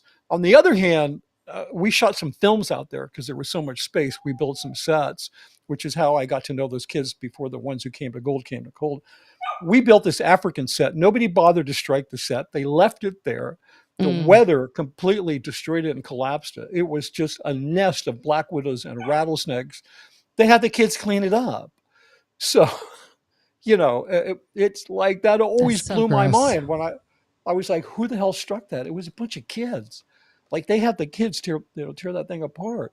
And, Yeah. and there was a period leading up to Y2K Hmm. where Miscavige decided that, well, the base better become self-sufficient because we don't know what's going to happen. Remember all the hysteria? Oh There was yeah. a lot of that at Gold. So he was like, we better start farming our own food. And they have enough land. Hmm. They could have cattle. They could have. We So used they to started get an like organic. we used to get the apples from the Int Ranch, and Renee Duzak made such a huge deal about the quality of the kids farming this. I mean, it was Yeah, children, guys. It was child labor. Okay, yeah, totally. growing, maintaining a mini farm, and picking the food that then the elite got to have on their tables. Right, right. Child labor farm to table. Yeah, no, totally, totally. Because I did, like, I remember when they started doing this organic food, and it seems on the surface really cool. And even the idea that kids learning a skill like farming seems really cool. But when you really break it down, I mean, there's a lot of kids that grew up on farms, and now there's not many, and they're not complaining about being child labor and stuff because they grew up in family farms. These aren't bad skills to have, but a kid growing up on a farm is with his family. They have pets, they go to school, they have a whole different lifestyle. So you kind of fool yourself into thinking, oh, well, the kids are learning farm skills or whatever. I wasn't aware when the organic food started showing up that it was from the kids. I only found that out later because I didn't know where they were getting it. Eventually, when there were no more kids to farm their organic food, they made a deal with. Well, there's a lot of farms around there, so they made all kinds of deals because they did keep getting like organic food and stuff because they really want to put on a good show at Gold for how they take care of the staff. Oh yeah. Yeah. No, absolutely. Absolutely. Um, but like again, let's just talk about that for a minute. Like this is something that you were around, right? Yeah, That there I was was. kids in those conditions and kids, farming. What, besides that being like a good life skill, I'm not even saying it how was. was It just that didn't seem bad. normal though in your mind? Do you know what I mean? Like to see these small children uh being required, it wasn't like volunteer, like being Right. required to do that. What was your thought process at that time? Well, they're in the Sea Org. That's what they signed. That's what everybody signed up for. Yeah, I know the kids can't consent it. It's not their choice, Hmm. right? But they were. I never saw a kid so little that they couldn't barely hold a hoe and they're, working in the sun. They were tweens and teens when I first went to the ranch. The kids weren't working like that. I'm sure they pulled weeds and did all kinds of stuff, but I mean, the most telling story I can tell you about the ranch is when I first started going out there, when we were shooting that film with the African set. Um, the kids used to run up and sort of hug me. They'd grab your hand, they'd walk with you, like 20 kids. And it felt like one of these, like Doctors Without Borders, where you're walking through like a indigenous village somewhere and the kids are all right and you're taking a picture with them. And I thought, wow, these are really high ARC kids, meaning they're capable of having a lot of affinity for other people. They're really like vulnerable and lovable kids. No, they were so starved for adult attention that when I would go up there, they would just gravitate, because this is somebody who knows our parents and maybe they'll say hi for us, or maybe they'll give us some news of our parents. So they were and I was aware of that. They were very isolated out there, but it's not like I was holding up a sign and saying, hey, I mean, this is kind of was the lay of the land. Mm-hmm. It's what we did to fulfill this mission. Mm-hmm. You get what I'm saying? I mean, yeah. We all did it, no? To some degree, we all did that. Well, yeah, we're all in a cult, and but like the thing that I'm trying to understand, which is like what the debate is, kind of, I guess, like the hullabaloo, however we want to word the situation, right? Where, there are a lot of protesters, and the majority of the protesters that are out there right now are talking about, the hashtag kids can't consent. Right. And there's been a lot of, in my mind, or the way I perceive it, is a lot of conflict and sort of dismissal of this concept of the kids not being able to consent. Right. So we just went over a scenario here, right, where you're seeing kids who didn't have adult supervision over there. They were running themselves in the. Well, no, they did. There was half a dozen adult staff members who were over there with them, running the schools, and only during but they were run like by themselves. The cadet org had ranks. And they were, there were people who were leaders. Their parents didn't put them to sleep at night. No, not at all. So they were off in this totally very far away, separate area from where gold and things were, at kind of this, really fucked, isolated, not thought about during, production time, camp of horrors by themselves. And then, every once in a while, their parents would get to come see them or something else, right? Right. Yeah. I just have to. Sorry. No, that's fine. No. I completely get your point. Yeah, and then yesterday, and you watched the breakdown I did yesterday about this girl who's now being touted in the Source magazine as a new breed of teen who started her training at 8. To do the golden age of knowledge and things like that. So when we, and I'm using the royal we right now, but when we as protesters say kids cannot consent, right, we are talking about the conditions of the past that occurred, but also what's happening right now, as we can see evidenced by Flag bragging about it, that they want kids to be fully indoctrinated full time in this stuff, like fully, not just like a little bit, like, oh, kids need to do the PURIF and the TRs and objectives, and like then they're cool kids. It's like this girl's OT at 14 and a class 4 auditor. That is like, that's where you should be, teens. That's where this is the standard now for teens, which means all parents are going to start, getting heavily pressured to put their kids on these courses. And if this 8-year-old can do it, of course your 8-year-old can do it, like that kind of thing. So, there's a difference between 23-year-old you, who you were still, not fully developed brain, to be like fair. You weren't 25. Everything hadn't finished developing for you. Completely. I mean, for those of us who have surpassed 23, we can all attest that maybe we weren't all together there at that time. And to compound that, you were on drugs for a while, for a little bit there, and that fucks you up too. I mean, like, these are two kind of things that came together, and that's how and when you got into Scientology. But I think the question that, like, the second and third gens who've left have for, like, people like you, and people like you, I mean, like, first gens who had kids and raised them in Scientology. Yeah, right? I know what you mean. You mean privileged old white boomers. No, I'm just My mom kidding. is also a boomer, but I'm she's kidding. white but not privileged. I forgive you. We're here to be about forgiveness. So no, I know. Yeah. But you know, but that's what I mean. Like, I understand what you're saying. People who got in thought this is the bee's knees, and then had kids at some point and raised their kids, however deep or whatever you raise the kids in, Right. percentage wise, because it's all a different story, right? Deciding that your kids should be 100% in this, right? So Right. when you were participating and doing the things at Gold, and then I imagine, I don't want to speak for you, but tell me if I'm wrong, also doing your own courses, maybe at Gold, you know, maybe at the Embase or somewhere else, but were you still going up the bridge at that time, or no? Yeah, hold on. Let me let the dog in, and I'm going to answer your question. Let the dog in. I want to say hi to him.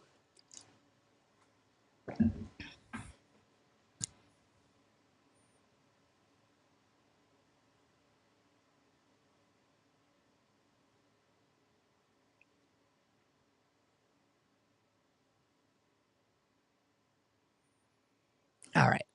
He won't be appearing on camera. He just wants to lay down behind me and be part of the group. With you. He doesn't so want listen, to answer the question. Oh, wow, I think he might have to go out. That's not good news. I did no bridge once I went to Gold. I mean, I got myself up to OT5 in 1990. I did no bridge.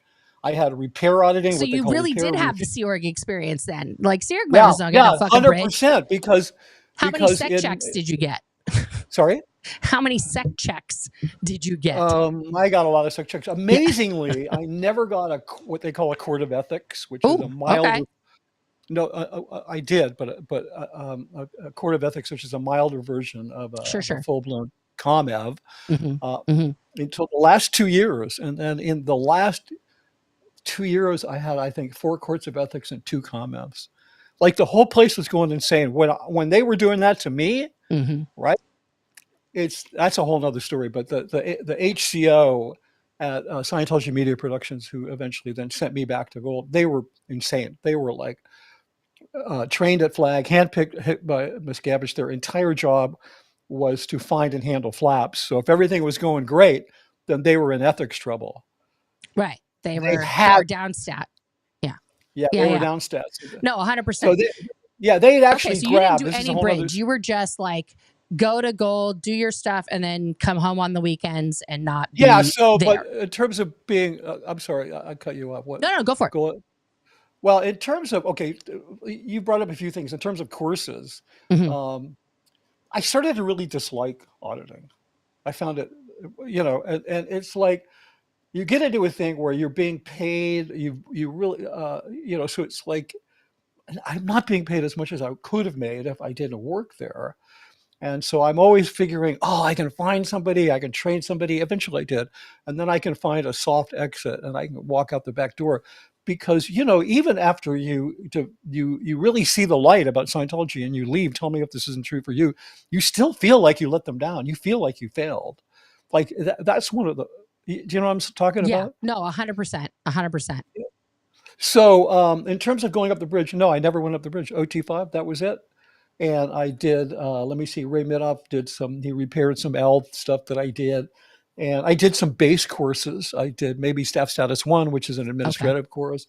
I did this wonderful course that I wish I kept the check sheet. It was the exchange and something else course. It was Miscavige had somebody design this course.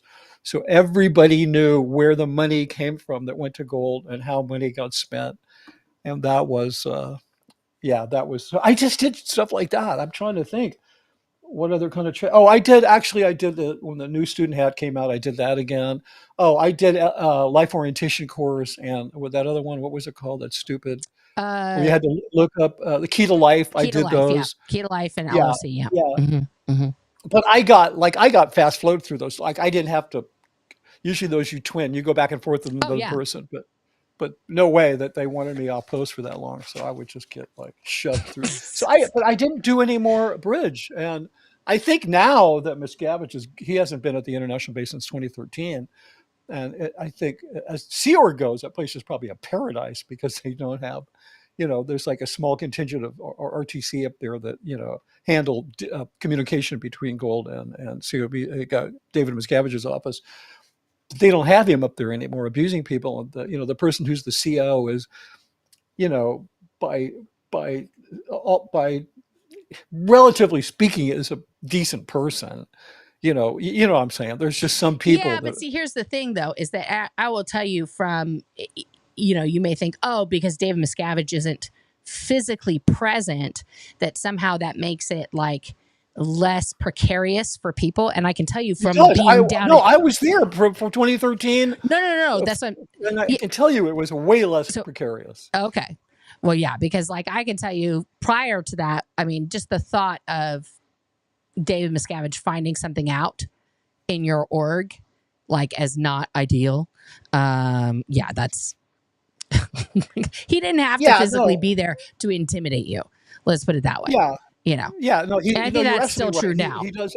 He doesn't have to be there. Right. He doesn't. And like I was, I remember during the Lisa McPherson thing, when he and Mike Rinder were in Clearwater handling that thing, and it was like nothing was going to get out of Gold to them. It wouldn't matter what it is, whether it was Danny Masterson or what nothing. They weren't going to know about any of that because they were, per Scientology policy, you're not supposed to let those people know about stuff that goes on locally. But at that time, he had Exec Strata, he had the Watchdog Committee, he had CMO Gold, he had all of these organizations.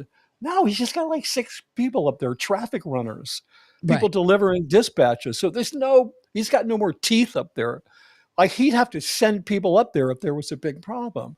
Those guys are like, I've referred to them, they're like a backwater little village that, or they're like clockmakers in the Swiss Alps making shiny objects, to put on the TV network. I mean, that's what they do. And then all of these the former managers, the Greg Wilhers and all those people, they're all busted and doing menial jobs, and none of that management structure exists anymore in Scientology. So I think things are probably better there. Look, it's still Scientology. And if you're doing Scientology and you're supporting Scientology, you are in peril. Eventually there's going to be, something's going to happen. You're not going to have a good outcome. So I'm not trying to say, oh, thank God Miscavige is gone. They can all live this wonderful life. They're still in the Sea Org. I mean, there's no. Yeah, they're in the Sea Org and they're studying Scientology and they're showing up at muster at 7 in the morning on Sunday and then getting 2 hours every off day, to do their laundry. Yep. Yeah, every day. But I'm saying even, even on Sundays, we get Sunday morning off, except we have to show up at muster at 7 in the morning. Yep. And then we can hustle, and if we can do our laundry quick enough, we can go into the sports field that they built for David Beckham, and we can get in some soccer. So it's not a lot of secret bases where you can even work it out to go spend an hour playing soccer. So, they kind of brainwash themselves into thinking, yeah, we got it made here, and they don't. I did awful. This. There's a Gold video which they did. This is Golden Hour Productions, whatever. It's on YouTube. I took that video. I did a reaction video to it called "I Did What for Scientology," and everybody should just watch it because it's the biggest piece of propaganda about Gold ever put out by the church. And then I did a reaction video to it. At the time we made that, oh God, we probably made it in like, I don't know. Well, the whole was still going on. I think and this whole thing. I watched that one, I believe, when I was still in the Sea Org. So maybe it was like 2010. Maybe no. Oh, then maybe it was later. I somehow saw that. It was at an event or something too. They played it. Maybe. I mean, I was interviewed in it. It's really slick. Yeah, and so it was the first video I ever did. I took that thing down. And I made this reaction video, stupidly thinking, oh, well, now they're going to take it off, the one off of YouTube, theirs. They'll have to take theirs off. They're like, fuck no. They only have like 55 views on it anyway, so it doesn't matter. Yeah, exactly. It doesn't matter. But I wish people would watch that because they'd get a really good idea of really what is wrong with that place, Yeah. the things that they may not be aware of. But I really want to get back to you brought up the thing about minors in the Sea Org. I did not, it wasn't a big deal. There weren't a lot of kids because, 40 years ago, Miscavige had already canceled Sea Org members having families. Well, that was 1996 in September. Okay, September. So it's almost September 1996 is when that issue came out from David. Yes. So when I got there, they were already not having. Nobody was having babies. Nobody. It wasn't a predominant thing because like one of the last people I know that got sent on garrison mission was ironically Gavin Potter, who's now in a lawsuit for underage forced sex. And he was a big time recruiter at Bridge and stuff like that. But he had gotten married and then went on garrison mission to the San Diego org or the Orange County org, one of the two. I can't remember which one. Because garrison mission, guys, is when a Sea Org member would get pregnant, what was supposed to happen is the couple then would be on a temporary leave of absence, but still be required to work for Scientology full time. And they would get posted at a regular non-Sea org for 10 years until their child was old enough to join the Sea Org themselves. Okay, so it was what was supposed to happen is you go, you have your baby, you raise your baby, you and your spouse are now executives in the organization. You're running this organization, You're booming it, you're still booming Scientology. And then when your kid is 10, all three of you come to the Sea Org. And your 10-year-old, gets put in what was still the cadet org at the time until they are 12, and then they will be ready to join the Sea Org at 12. But that's what was supposed to happen with all the people, and then people were never coming back. They never came back. They just wouldn't. So that's really why it got canceled, because people were like, oh, sure, I'll do garrison mission for sure. And then a lot of people like Gavin were making like a shit ton of money in his organization versus what he had been making in the Sea Org. So why the fuck would he want to come back? Like he was making it rain for himself, So they realized, oh, well, we got to get these guys no more of that. So that in 1996, they disbanded all of the cadet organizations, and closed all of the ranches, the Int Ranch, the Pack Ranch, the ranch at Flag, all internationally. All kid ranches were closed. All of those kids were told, shit or get off the pot. Like you're either joining the Sea Org or you're literally get the fuck out of here. You cannot stay here. And so some of the kids joined the Sea Org. I don't know what happened to kids internationally, but I do know that like in the PAC area in particular, which means in the Los Angeles area, a lot of those elder teens especially became homeless. They were like living in abandoned buildings around the PAC base. They would sneak onto the PAC base during meal times to like see their parents, who would then like bring them food so they wouldn't starve for the whole day.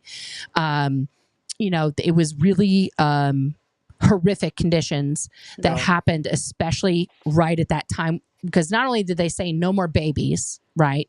And this is when the abortions went from already having a few to like exponentially horrific levels. But what they did to those teens, a lot of those teens are no longer with us. That they passed as teens. Some passed in their early adulthood of various reasons. Some unaliving, some drug overdoses, a few weird accidents, but mostly either a drug overdose or unaliving themselves. And this is something that's never spoken about in Scientology. Like when I talk, as an example, when I talked to my mom about this and let her know, her reaction to that information was like, she just kind of broke down. And she just like, it was so upsetting to her. I mean, one of the most upsetting things she ever saw in her time in Scientology, which stuck with her to no end and made her even more sad that I joined when I was 18, is she saw a group of the ranch kids when they were still coming down to PAC. And they were in their little red shirts and their khaki pants that they used to wear for the PAC ranch kids. And they were having like a little muster at ASHO and to get ready to do like filing right? One of their projects, they were going to handle the central, the addresso files for all the people getting mailings, right? They were going to go organize it. And the young teen running the muster was like, do you miss your parents? And all the kids in unison were like, no. And they're like, are you going to knock off this case on post? Yes. And getting them revved up about not wanting to see, like my mom was in the hallway when they were doing this. And like those words stuck with her. Like she was so affected by that. And I said to her, which I'll ask you the same question, like, why didn't you leave from seeing, like I asked her, why seeing this group of kids, right, who are clearly, they're not in school, they are, in various states of disarray, because the PAC kids often, they were dirty, they were unkempt, their clothes were in tatters, stained, things like that. They did not look well cared for, these kids. I said, when you saw that and it impacted you, why didn't you just fucking set your course pack down and go? Like, why stay? Why continue Scientology when that's what it's doing to its children? Like, and from the things that you observed, in your own, because you were at Gold, you were in a different environment. Why, like, what part of Scientology made you go like, okay, Well, there's a few things there, and I think we're starting to drift onto the more controversial ground that we really need to cover. First of all, in my mind, just saying to a person, "Why didn't you leave?" That's called victim shaming. Okay, it's kind of like, well, think it's about a question. that. Hold on, you could let ask me me the finish. same question, and I've talked about many times when I should have left, but I didn't. But it's like I just when you see something like that, like what part of Scientology was like more dominant? You know what I mean? So what? Okay, let me ask you this. This is a rhetorical question. Okay. What part of a abusive relationship where a husband is on a daily basis beating his wife, and it takes her 7 attempts to leave, and she goes through a lot of phases, and it could be a man or a woman. Sure. She goes through a lot of a phase where you just don't know him or her as well as I do. They're really a good person. You go through all that stuff. And so if you say to that person, well, why didn't you leave the first time he punched you in the face? That's basically victim shaming, because that's putting the problem onto another of the victims. So you're asking another of the victims, why didn't you leave? And now we're into talking about the nature of a trauma bond. Now we're into psychology. Okay, now we're not in just morals and ethics, right? Because you could say, well, morally you should have left. The first time I saw and had confirmed for me David Miscavige being violent to staff, abusing them mentally, emotionally, and physically, and it all came rushing in, that all of the excuses I'd made for myself about, well, maybe they deserved it, or blah, blah, blah, or, you can't make an omelet without breaking a few eggs. And I was like, no, everything everybody ever told me, every rumor I ever heard is 100% true, because anybody who's capable of doing what I just am witnessing, and he's even drawing me into it, he's yelling at me to amplify their abuse, right, pointing at them and telling me why something is wrong in my world because of them, right? So it's Nora, it's the nature of a trauma bond.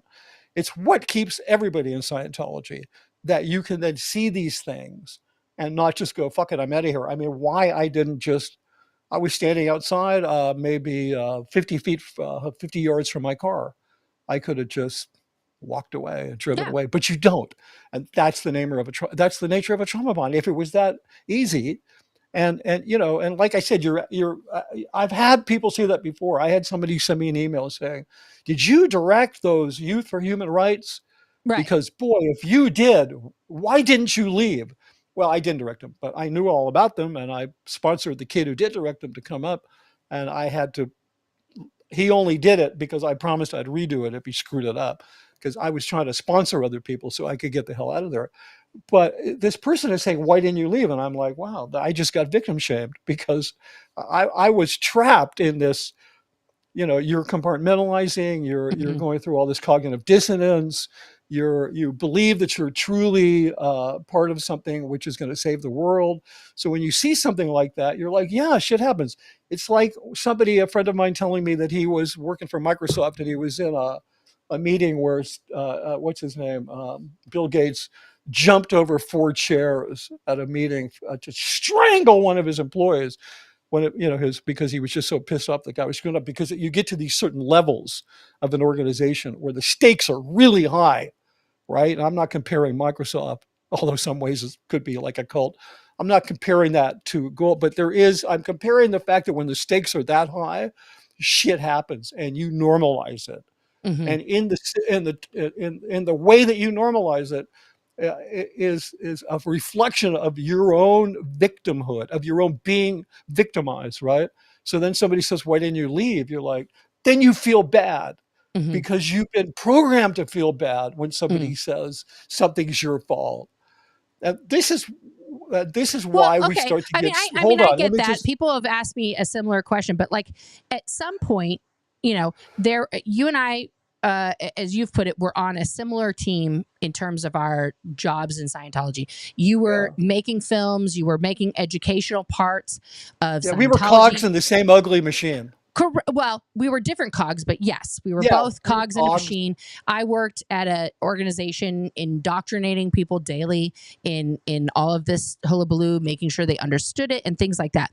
But like I could say there are massive, too many, frankly, points in my career in Scientology, even prior to being RPF'd, okay, where I thought this is fucking bullshit, right? And like I stayed because of not necessarily like the indoctrination and other thing, mostly because I didn't want my parents to get in trouble. I didn't want my sister to get in trouble. I didn't want to lose them. There's a lot of twists and turns that go into like keeping yourself in a position or location that is bad for your health.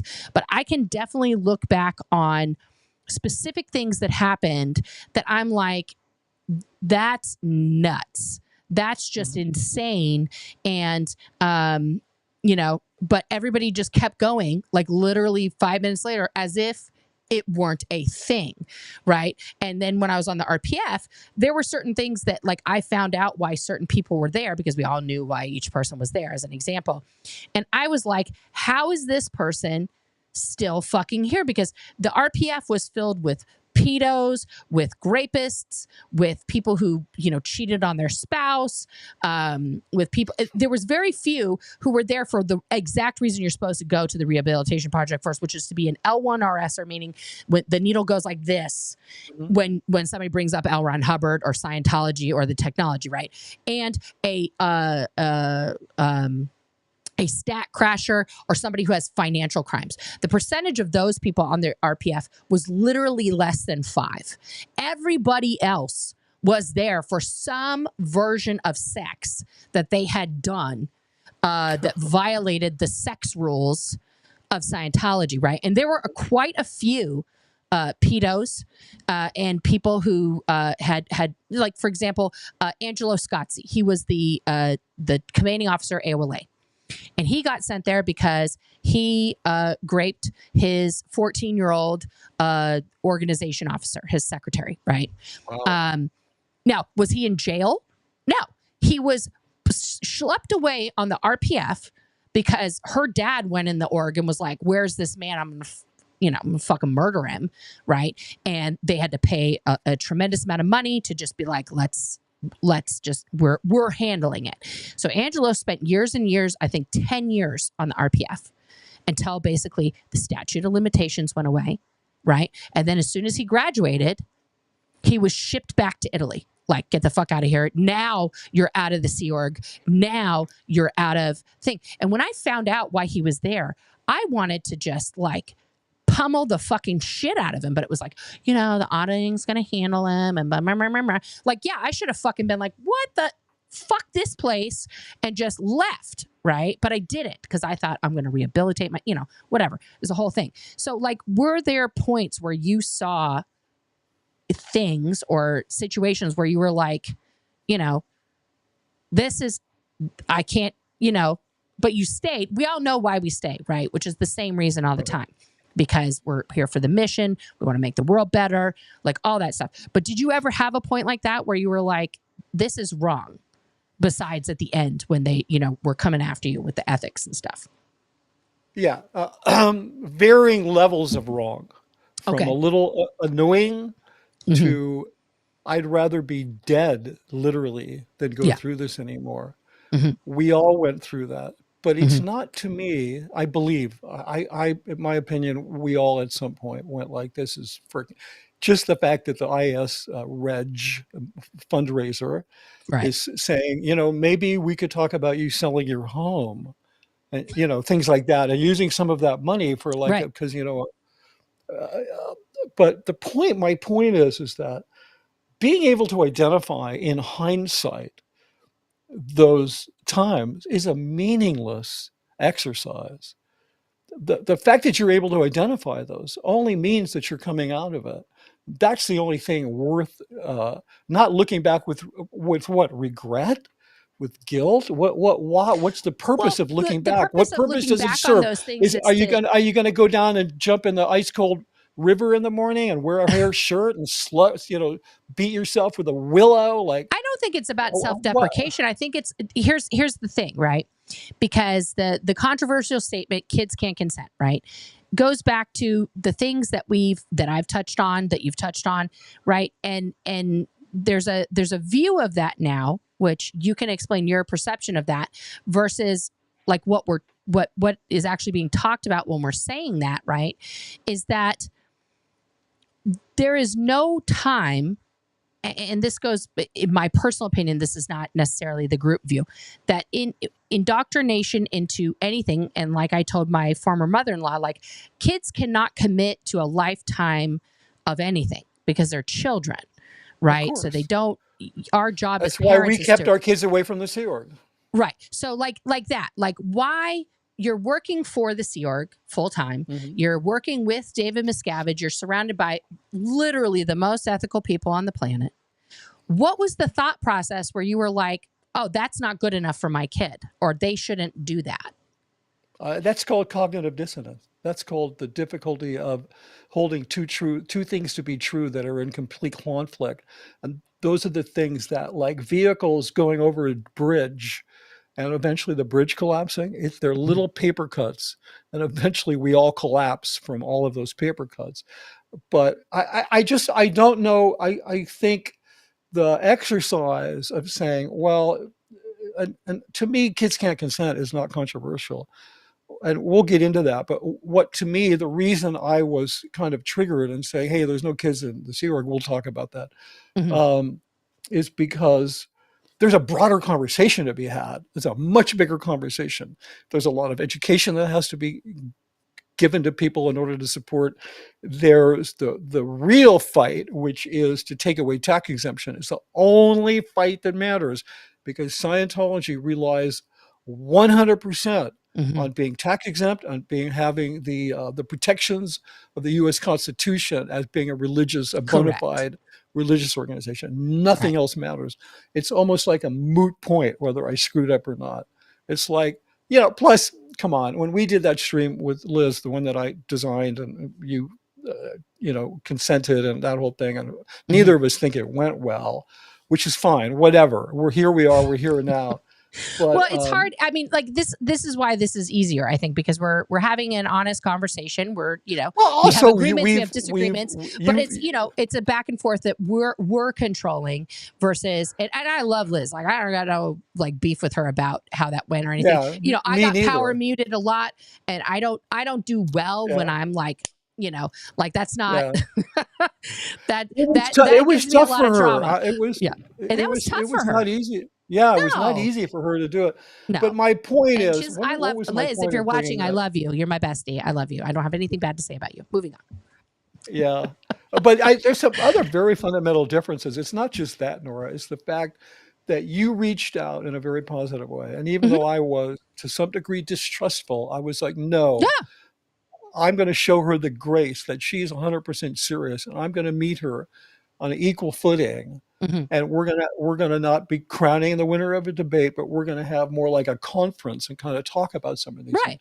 And I think that's the reason, I was like, because last time I was like angry because you said things about me and I sent you a message and said, hey, why don't we just go online and talk about it? Not so I could, punch at you, but so I could go, come on, let's like have some meeting of the minds here.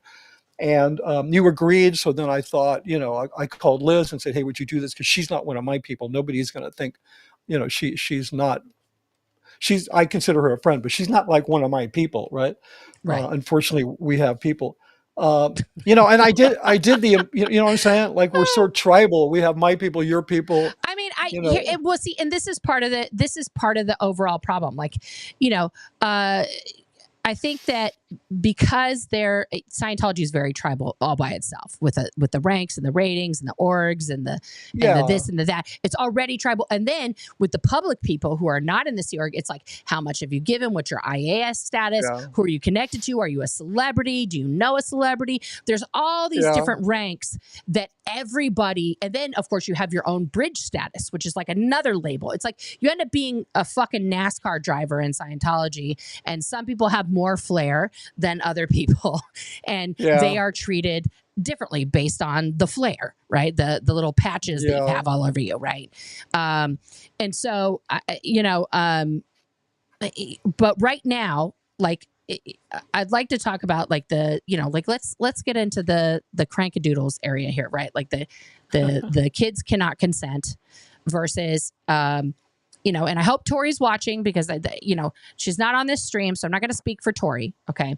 But there has been a sentiment of the quote unquote kids issue being controversial, being not what people are saying it is, or what people are talking about. So from your perspective, what do you think is being said, let's say, or communicated, or what the perception is being made to be about kids in Scientology? Like, what do you think that is shaping or is supposed to be, delivering in the message to people when they say that? There's a few things. Okay. As an issue, it's a very important issue and it should be front and center. However, it should not dominate the entire conversation. And my frustration, and I did a bad job of communicating. And I believe, I'm not going to speak for Tori either, but I was sitting right there when she said it. And when she said that, not that she was being dismissive, but she was like, nobody wants you to talk about anything else. And the real loser here are the elderly people and also some other crimes. So I'm like, no, there's a broader conversation, right? And because people become so emotionally invested. The thing with kids, and I respect them for doing that. I mean, we're talking about hundreds of thousands of people that at one time or another have subscribed to one of these, one of our our channels, and they really don't know a lot about Scientology except what they've been told. And like when I was in commercials, this might seem a little cold-hearted, and I hope it doesn't. But okay, I'll tell you. Please tell me. But we used to kind of. It's also a thing in feature films, narrative storytelling in general, that if you really want to if you want to be lazy and you want to engage people's emotions, you pull at their heartstrings. Right. And the easiest way to pull at their heartstrings is with children and puppies and kittens. Right. Children and animals. Right. Yeah, the two things W.C. Fields said never act with. It's a cliche. You can just pull at people's heartstrings. And so that what happens on YouTube, there's people that grew up in Scientology and they've really experienced some tremendous trauma. And they have I can't even imagine it. I mean, I try to get into my kids' heads and they got out as early teens. But still, it's like just the thought that your parents, you were born into something. I mean, it's painful for me to even think about what that could be like. I mean, because I had a whole different, my childhood was full of all kinds of chaos, but not that. So the point is that you have these channels and you have people who've had all of this trauma and they want to tell this story. And then people who are observing this and really care about kids, they're like, And the remarkable thing about YouTube as a platform is it's interactive. It's very hard to find communities. You can join a community and interact. You come on the air and you go, hey, Sarah, hi, how are you? Oh, and Joe is here and Sam is here. Right. This is really important to people, right? You can't do that. More kids are maimed and killed in Gaza every week than probably have ever been abused in Scientology.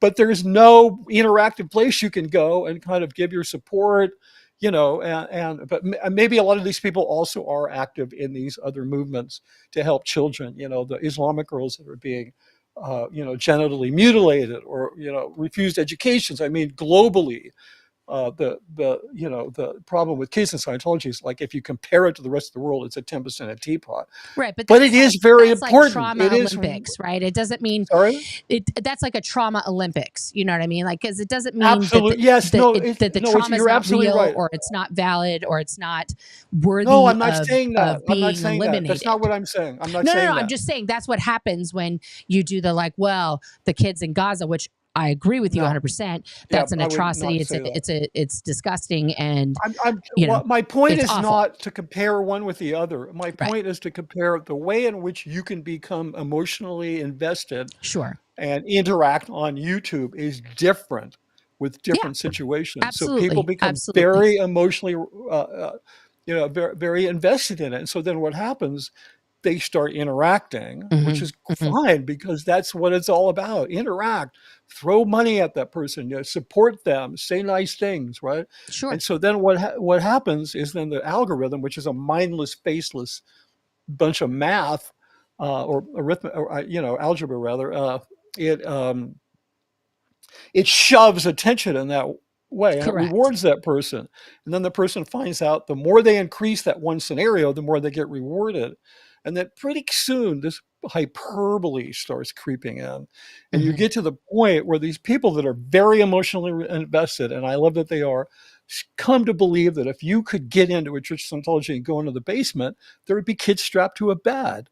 Like, it gets really, like, it's hit some extreme level. Meanwhile, that's dominating the entire conversation, right? And then, this is my opinion, and I'm going to enter this in here. I believe that for at least 20 years, and this is just my opinion, that OSA, not just the Office of Special Affairs, but just Miscavige's network of dirty tricksters, which is beyond just OSA, they have been engaging the generation that grew up in Scientology to attack the generation that came before them. And it's working. Like, they'll see a little rift and then they'll blow it up. They'll see somebody say, so, like the other day, when you invited me on in that stream I was watching, and somebody afterwards sent in a message that said, I was a recruit of the Sea Org when I was 15. We don't know that that's true. We don't know that that's not somebody from OSA saying, oh, I'll just tell them, maybe they were, and they're still in the Sea Org, but they're saying it. It's a negative thing because it makes me look bad. And even if they said, if you look at even just the SP chef, right? He's a real person that you can see, and he was recruited as a teen in the 2000s. So, like, that's a person who's speaking out now, who's I'm saying now, like, if you want to address my statement. Right. So your statement earlier, one of your first statements was that there haven't been kids in the Sea Org for 30 years. Yeah, and I like, the worst thing I'm guilty of is doing a really bad job of being a little self-centered about it and doing a really bad job of telling the story. I was referring to this book the other day, which I recommend to everybody. It's called The Black Swan. It's The Impact of the Highly Improbable by Nicholas Taleb. And the title of this book has nothing to do with the movie with what's her name. The title of the book is you know who I mean.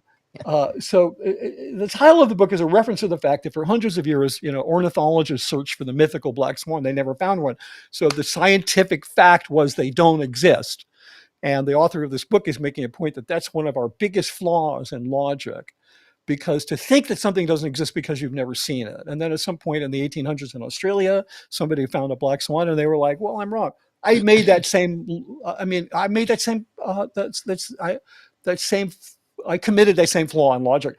And I was in a pretty good position to see it because I was at Gold, I was S&P, and then I spent time at Flag and on the ship and at orgs all over. And I'm like, I saw kids grow up and they're gone. When I said 30 years, I meant kids hadn't been born in the Sea Org in that long. So the ones that were in had grown up. Like, and I should have said, I've never seen it. And I don't think, I mean, they're desperate for people, but I don't like, think. don't you, like, as an example, for somebody that you would know, do you remember when Kelly Hedden arrived at Gold? Kelly Hedden was never at Gold. We can talk about that. Is she at S&P then? Yeah, no, she was a Mad Hatter. She arrived so at when Mad she Hatter. arrived, so when she arrived at Mad Hatter, do you remember that? Absolutely. Well, I'm trying to think. Do you know how old she was when she arrived? No, how old was she? She was 14. No, I didn't meet Kelly until she was maybe 17 or 18. But I Right, but totally she was believe still that. a teenager. But when she arrived to the Sea organization, she was maybe 15 tops. But I'm saying 14 because that's how I recall it. But like, that's somebody that you interacted with, that you worked with, right? Absolutely. I knew Kelly. I absolutely knew her. And the same thing with Shannon Roberts. She was also a teen when she went to who? Shannon Roberts. Oh yeah, Michael Roberts' daughter. She was also a teen, right? So those are people that got that. And when we say there's kids in the Sea organization, right, or kids on staff, that's what we're talking about. That the Scientology schools that exist right now are still doing what they've been doing since time immemorial, since the first Scientology school was erected, right? Which is to be a holding pit for children, to give them the bare minimum educational tools. Why are we still talking about they're being recruited? The only reason we'll still talk, and we can talk about what my theories are on kids in the Sea Org. They're not that different from yours. But why are we still talking about? I made the statement. I already said, guys. No. I apologize. Why are we doing that? I'll tell you why we're doing it. I'll tell you why we're doing it. Why are we doing it? Because it's a two-sided coin. On one side is an apology, and on the other side is forgiveness. I apologized, and nobody forgave me. As a matter of fact, the attacks only got amped up, and it's just like. But I mean, well, and I'll be honest with you. Outside of this conversation and the one we had off camera, I don't recall an apology for that. Oh, I apologize. I recall you saying that you had that wrong, which is not you corrected yourself, right? Which is not quite the same as apologizing for. Okay. Well, I'm not a big. I don't have this. I don't put the same weight. Maybe I did. I mean, I did a video. Maybe I didn't say I'm sorry. Here's the thing. If you speak your experience and it's wrong, you are obligated to later say that was wrong. You don't have to apologize. You just have to correct it. Like when a newspaper, when a newspaper corrects a misstatement, they don't say, the New York Times would like to apologize. They don't. They just say we were wrong. And you correct the statement. Right. And you sort of go on, but people were just like after me, like, you better apologize because it hurt a lot of people. You know what? I'm sorry if it hurt. If I'm not even going to say if that was offensive, I feel bad. I said if again. Yeah. To whatever degree that offended people, that was wrong. I've corrected the statement. Yeah. I mean, but see, the only reason I'm bringing that up is because I said there was an apology is because what you originally started saying was, I apologized and nobody forgave me. So you didn't. They didn't. Right. They didn't. But you didn't apologize. I corrected it. Okay. Right? You corrected the statement. No, and then nobody apologized. Was like, oh, okay, good on you. And like, let's move forward. People got pissed. Yeah, I'm pretty sure I apologized when we were on the thing with. Maybe. I think you might have. Because you came at me with this. This is how you make an apology, Mitch Brisker. I did. I pulled up the apology. And you did that right out of the gate before we'd even have a conversation. I was a little miffed by that, but we're not going to re-adjudicate that. No, I was also pissed. So it's okay. We are both pissed. We're not pissed today. So that's the good news. No, we're not. So, yeah, I mean, I don't know here's why the deal. Everybody else has their own opinions. We can't control if somebody forgives you or not. Like, I'm not God. I'm not going to tell everyone forgive Mitch. No, you can't. Yeah, you can't. People are going to have whatever emotions they have about it, right? Yeah. Okay. So let me just say this. Yeah. Zoom back 500 feet. Okay. Without being dismissive about the kids. Don't do that, Mitch. Remember that old process from the 70s? Be 500 feet behind your head, and then the person. No, that was 4 feet. Yeah. Yeah, I'm saying let's really zoom back. I know. We're getting the 500 foot view. I got you. I'm not telling you to be exterior to your body. Okay. I was making a Scientology joke. Okay, moving on. Yeah, all I'm saying all I'm saying is that it's, and this sounds like I'm being dismissive, but when you consider, it's a bit of a moot point because I corrected it. And I know that there is, I don't know how many, but I know there's a lot of children in Scientology because they're the children of Scientologists. Right. So you can't get them out anyway. So my point, and the reason I'm saying it's a bit of a moot point is because there's a broader conversation to be had. And I both misspoke and I was frustrated by the lack of the broader conversation. And I thought the education that people were getting about Scientology was uh, it was like confirmation bias. It was like kids are being tortured in Scientology churches. And the only information you're going to believe from here on out is information that reinforces that. And if you get any new information, you're going to reject it because that's what confirmation bias is. But the fact of the matter is, and we've touched on it a little bit, is we have the stratification in Scientology. We have these sort of bubbled elite, right? That these kids, they might be like Sky Dayton and grow up and found Earthlink and just become multimillionaires. And if you said to them, oh, were you abused in Scientology? They would be, what? No. But the fact of the matter is, I believe strongly that there is going to be a reckoning at some point because they've supported the organization. I'll tell you a crazy thing, just an aside on Sky Dayton. Okay, I'm just going to like spill some tea right here. Okay, right now. Okay, because let's I hear just the don't tea. It's give piping a hot. fuck about the.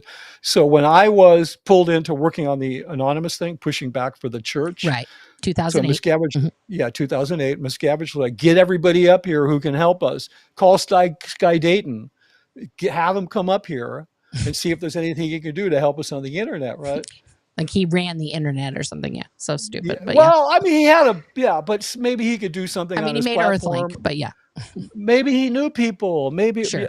you know, they spend so much money on Google ads that God knows how much help they're giving YouTube.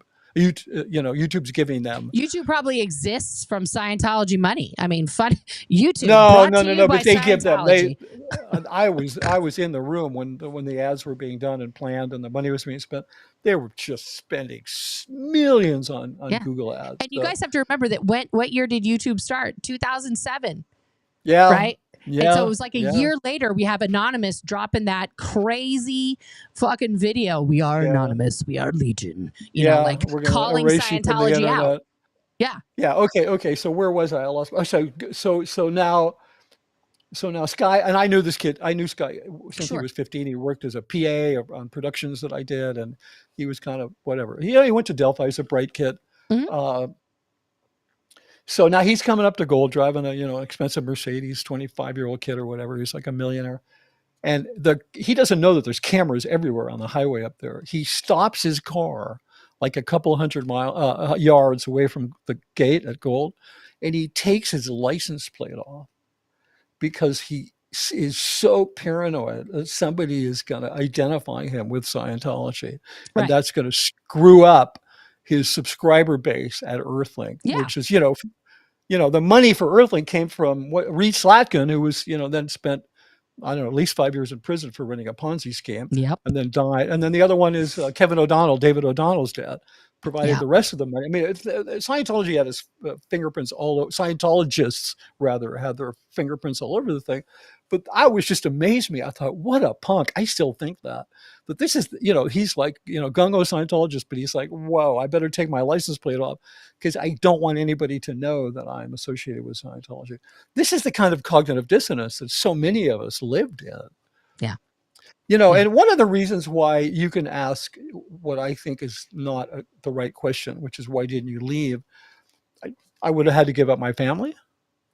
I would have had to give up my employment. I would have give up the only community or structure I ever knew. I mean, there's a lot of stuff in the balance that they get their hooks into. So anyway, I don't know if I fully answered your question. No, you did. No. Yeah, no, but the thing is, let me just agree with you on some things. Okay, sure. So there's a lot of kids growing up in Scientology. People have different outcomes. There's some kids that like Sky and some others I know that they're never going to tell you that they weren't abused. They grew up with wealth and privilege, and they were treated really nice by the church. Their parents gave a lot of money, whatever. But like I said, eventually you're going to have to deal with the fact that your identity has been stolen and replaced with a fake one by this organization. But a lot of these kids are really smart and they graduate from high school early, right? They get out when they're like 15 and their parents influence them. I have no doubt that their parents influence them. Like, Do you think, well, you got a couple of years. I want to pause you for 1 second on that because I know a lot of Sure. Scientology kids also, and I put that in air quotes, graduated early. Why do you think that the percentage of brightness in Scientology kids is so high and these kids are just like, they're just so fantastically able and they're all graduating early? Like, I can promise you, if you ask these kids basic civics, they would have no fucking clue about anything. Well, and their math skills are not good. But like, why? But see, like when you well, here's yeah, where but I'm I gonna push mean, back a tiny bit. Is like, yeah. this is a perception that when you're in Scientology, this is a norm. Like, oh yeah, of course that guy graduated when he was 15. Like, of course, he's so bright. He's so bright. Yeah, but that's, yeah, okay. I keep feeling like I'm being put in a position where it's going to look like I'm saying Scientology is not as bad as you think it is. No. Just I let me don't go think on I the don't think record, you're saying that, folks, but as I'm just saying like, it's I'm worse trying than to you point think. out the cognitive dissonance there. Like, why do you think, or why, like, you know, like even now that's normalized in your mind. Like that's okay that a No, I didn't say it's 15-year-old. normal. I didn't say it's normal. I didn't get to my point yet. Okay, well, go ahead. No, I didn't think it's no, but like kids like Sky Dayton, there are Right. some kids that are really smart. Well, guess what? In the general population, there's kids that are really smart Yeah. and graduate at 15. My But not in the point same was, percentage as Scientology kids. Like I have 4 kids. They're surrounded by thousands of kids at their school. And I can tell you the percentage of super bright kids who graduate early is less than 1%. Whereas yeah, in okay, Scientology world, the percentage who yeah, graduate okay, early because they're so bright is closer to 70+%, yeah, which doesn't make any sense. Especially since yeah, they're not getting the I don't know about, education. I actually have a hard time believing that because I think what you're saying is somebody saying they're smart, but they're not really smart. I'm saying that the Scientology schools get the kids out of there as fast as humanly possible because Yeah, kids only have the one point. use in Scientology, and that's to go into the Sea organization, into the That's the workforce. point. They don't have a use in The school. point I'm trying to get to. Okay, go for it. So I'm trying to get to exactly what you're saying. Some of these kids are bright. A lot of them graduate early, and I'm pretty sure that it's very real to me that their parents could then say, "Look, you got a couple of years before college. The best thing for you to do, go sign a staff contract. Like, go down there and be on staff for 2.5 years. You'll be 17, 18 when you're done, and then you can go do your thing." Like it's kind of a rite of passage, kind of like the IDF. Everybody in Israel's got to go through the military, right? It's like you got to go spend 2 years in the military. It's kind of like almost a Scientology rite of passage. And then, of course, as you know, the recruiters are all over these schools, and they're either going to get them out of high school, they're going to get them out of, they already have diplomas, but they're going to get them out of the contract early, right? Or they're going to be right there to pick them up when their contract is done. Correct. I have no doubt about that. And so again, like I misspoke when I said there's no kids in the Sea Org. Yeah, absolutely. There's some kids in the Sea Org. They're probably mid to late teens, right? There's no children. I think we can all agree on that. I don't know about that. I mean, I don't. I would have to be. I wouldn't put it past them. I mean, the first time I was handed a Sea Org contract, I was 8 years old. So yeah, I know. The But fact what year was that? That was I was 8 in 19. I don't. No. I have to do math. 1984. I was 8. Yeah, I don't. Again, my whole purpose is to like try to move the conversation to into the broader picture, right? I mean, I can't imagine that there's a child, like a young child in the Sea Org, because for one thing, it's such a liability to them. The kid can't work. They 100% have to be taken care of. You have to assign them a legal chaperone, which means now you tied another staff member up. They can't afford to do it. I mean, unless you get the parents to emancipate the kid.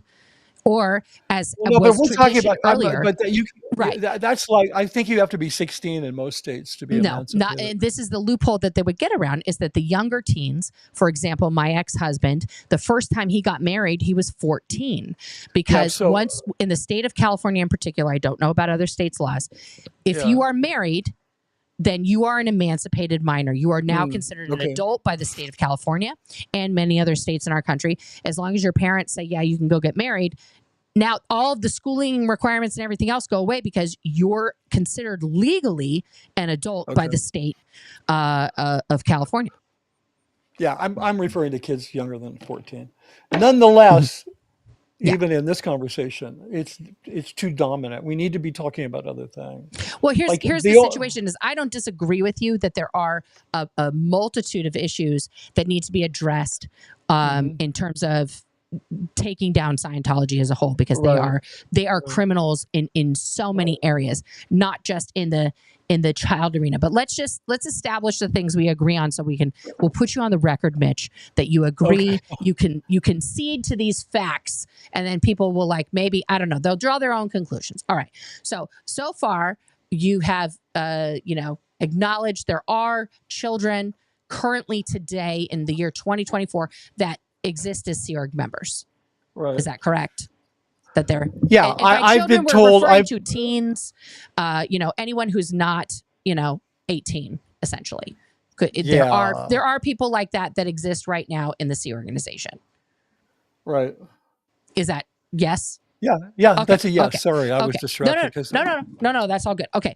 Then also, when people are talking about the treatment of children specifically inside of these organizations, right, in terms of them being put in these positions of power, like an executive function, but more specifically like the auditor function, right?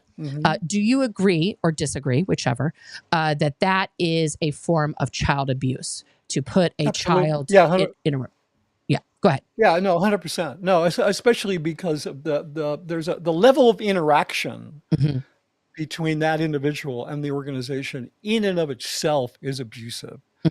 The first real the thing that got me starting to perceive how abusive Scientology is the level of interaction, what's being demanded of you in the name of saving humanity.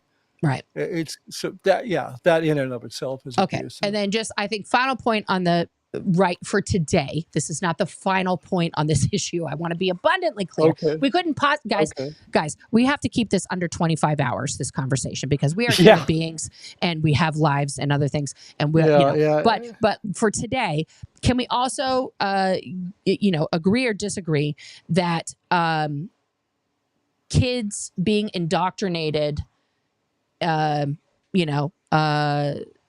into these techniques, a la the films that you made that are probably being remade because you're a big SP now, but but they're not going to remake them because my name's not on them. They'll remake them. Okay, well there you go, and your face isn't in them, so it's okay. But like the all of the things, the technology, the lectures, the films, all of these things in conjunction, because obviously the film isn't the only thing that the person's studying when they're studying this stuff. But do you agree that those things being used in that manner of indoctrination for children, and then requiring them as part of those training levels to put them in an intimate, exclusive conversation more often than not with an adult, asking them incredibly invasive, sexual questions, on a regular basis, teaching them to do that. Do you agree or disagree, or what are your thoughts on that being a form of child abuse?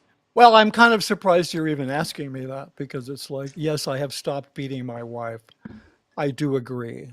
Okay. Yes, well, I don't made think those that's films. when did you stop? Well, beating no, your because wife? you Question. asked that in the first. You asked that. Think about this. You asked that in the context of you made the films. You da. So there's a little bit of. Do you think your films are contributing to the films that you made? And you made them for a different intention. When you were there, your intention was helping auditors be perfect, helping mankind. All of these things, right? But That was the same intention as yours. Correct. My intention was to make Earth a utopia for people where there was no bank, no crime, world peace. This is what we were all going for. But do you think that, and I can openly say that I word cleared a lot of kids. I word cleared all the Lewis kids as an example before two of them went into the Sea Org. Anna's still there. Johnny is R.I.P. Johnny, who's, I don't want to talk about Johnny right now because it makes me very emotional, very upset. And and Devonna and Michael, if you're fucking watching this, you did that. Yeah. You guys have to live with that for the rest of your life. But that's a whole other video for another time. But I know that indoctrinate, I worked a lot with Leah's sister Shannon, and she was 12 you know. Okay. I apologized to her as soon as I knew she was out of Scientology, you know. So I understand my particular role in that, but do you see that those things that you created that are still exist, right?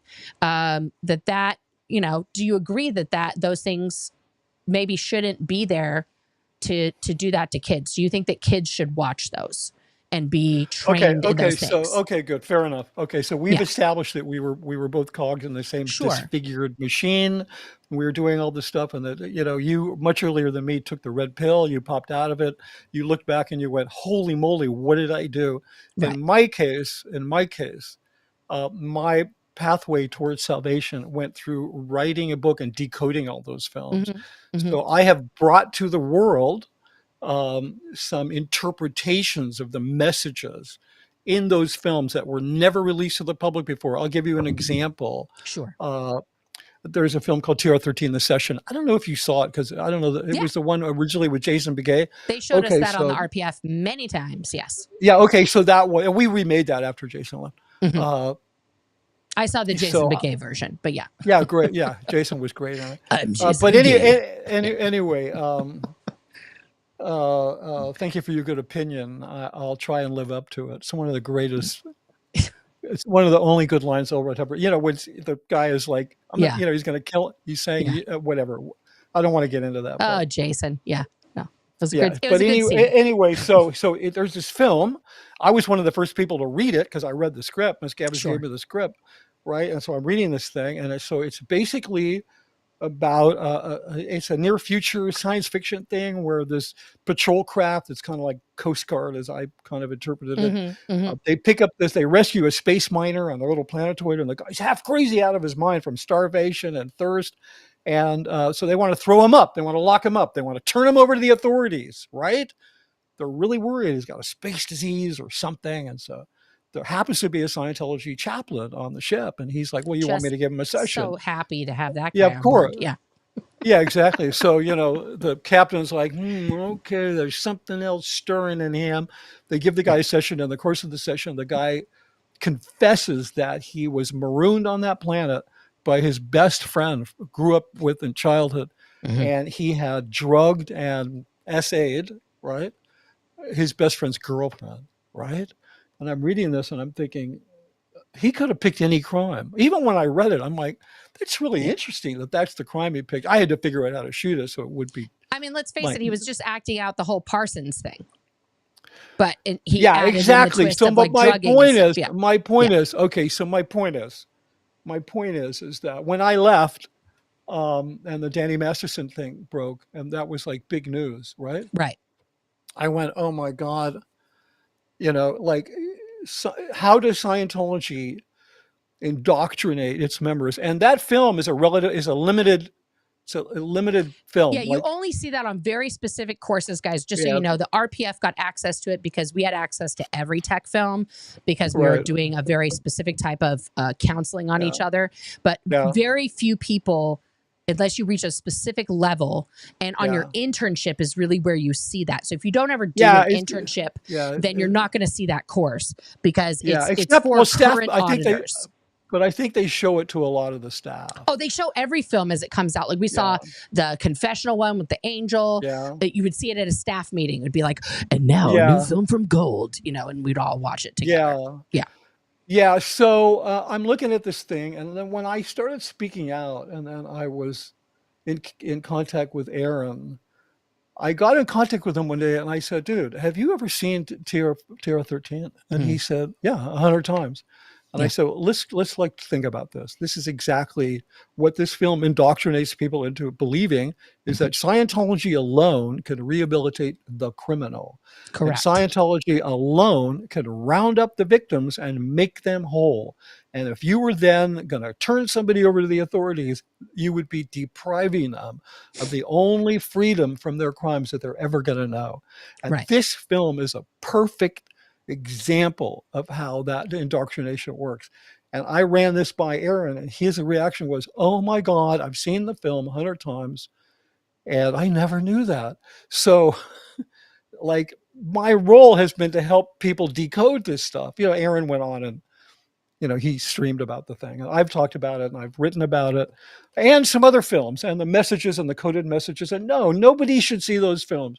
They're misogynistic. There's misogyny in them, which I'm like, well, it was written in the 50s. Like his role, his idea of the women's role, like that first film I did, Start, Change, Stop. You think about it's a husband trying to correct his wife. It's this, when I really broke it down, it's this. Yeah. And so I wrote about all these things, and I was the first person to talk about them and kind of decode them, because that's my role now. So nobody should see those films. But, people don't necessarily watch my content or read my book, and then somebody from OSA chimes in something, and then they all, it's cognitive dissonance. It agrees with, Did you do I have to ask you, I'm interrupting with a random thought. Sure. Did you do the film, fuck, I can't remember the name of it, but it premiered at a New Year's event. And it was about the married couple. Was it called The Married Couple? Yeah, yeah. That's the only one that has. They're about to get divorced, and they go see the chaplain, and they're both getting audited. Yeah. Did you do that one? Yeah, with Michael Roberts. My God. I remember I was at the New Year's event when they premiered that. When a New Year's event used to be an actual. They had champagne. Yeah, when they used to have champagne at the New Year's event and a cake. Yeah. I did. It was about Scientology marriage counseling. I made it while I was simultaneously cheating on my wife. So there you go. Yeah. I was such a good Scientologist. You had to did you need to immerse? Are you a method director? You had to. No, I was just, no, not at all. No, I'm joking. There's method actors. I'm just saying, I don't have anything I'm saying. I'm not bragging about that, but I've definitely come to terms with it, and I've definitely done work. So I'm able to say that. But that's crazy that you were making that film while that's happening. I'm sorry. That's just, but that's also at the same time, Mitch, so Scientology. So I know. I know. That's why I brought it up. I'm not presenting myself as, no, that's just it's just that is so Scientology. Totally. I made the film about the cheaters that get back together, and that's what I was doing. Yeah. So it was Jack Armstrong, the husband. Jack Armstrong. Yeah. God, he was good looking. He's a handsome fellow. Yeah, he's a handsome guy. Nice guy, too. Yeah, no, super nice. He was one of my students. Jack, if you're out there, please come talk to me. I love you and I miss you. Yeah, please, Jack. Go. Jack was, he was a sweetheart. He's one of the people that, there's a list of people that I wish I could talk to again, just to make sure they're okay, and people that I, still think about. Jack is one of them. What's her name? The girl, Jennifer. She worked for Tom Cruise for a while. Oh, Jennifer. She's married to David O'Donnell now, right? No. That's a blonde. Her name. Right. She's an actress. I can't remember. Yeah, but anyway, so she had done one of these kind of skin films, not X-rated, but one of these kind of late night Showtime at dark. Yeah. Exactly. Showtime after dark. Yeah. She'd done one of those films, and it was just such a huge flap that it was found out after she did that. Oh my God. Yeah. Anyways, funny stuff. You can't participate in anything that isn't, Pearsome and Whole and Disney if you're a Scientologist, which is why I threw a fit for the years Laura Prepon was still fucking Scientologist, because she was a paid professional lesbian on television, fucking queer baiting every fucking baby gay on the planet. Meanwhile, she's going back to Celebrity Center, getting her ovaries off about making out with fucking, Taylor, and touching her boobies for money. I know, but wasn't it just kind of delicious in a way? No, because my head was out of Scientology for years, and I'd see Laura Prepon doing that thing, and I'm saying, Scientology so deserves this hypocrisy. That's what I'm talking about. I was so angry, and when she stood in front of the rest of the cast, who was actually queer, to fucking talk it up and talk about at the GLAAD Awards. At the fucking GLAAD Awards. Really? I was like, you take that back from our GLAAD. So now I'm starting to get angry along with you. I was pissed. Don't you fucking be a gay icon and you're fucking Scientologist, gross. But anyway. Okay, you convinced me. Now, and she should say something about it. I'm sharing your anger for sure. That's a whole other division. So now, so we can acknowledge that these things are abusive to children and other people. They're not good. Absolutely. I can give you other examples of how abusive they are. Yeah. I can give you other examples of how Right. abusive they are. But like, I think you and I and a lot of other people, okay, are also want to talk about, like, I'll bring Mike Brown into the conversation. He's not here. Hi, Mike. Specifically to talk about like the elder abuse that is very rampant right now, especially because a lot of the people who were like yourself got in the 70s, 60s, and sometimes the early 80s are now like you in their 70s, some of them even in their 80s at this point, who are still essentially being held hostage by these organizations, by the Sea Org, if they can still work. We've seen the elderly people on various streams, still carrying heavy boxes around, still doing manual labor with like digging things and other stuff. And then in the case of like what happened, what Rosemary divulged in particular about what had happened with her with the identity theft. Right. I would say, just knowing what I know about sitting in very heated, powerful reg cycles where, money is being demanded for the statistics. I would wager a guess that Rosemary's story is not unique, that she is not just the one person who they happen to pull this BS with. She said it's not unique. Correct.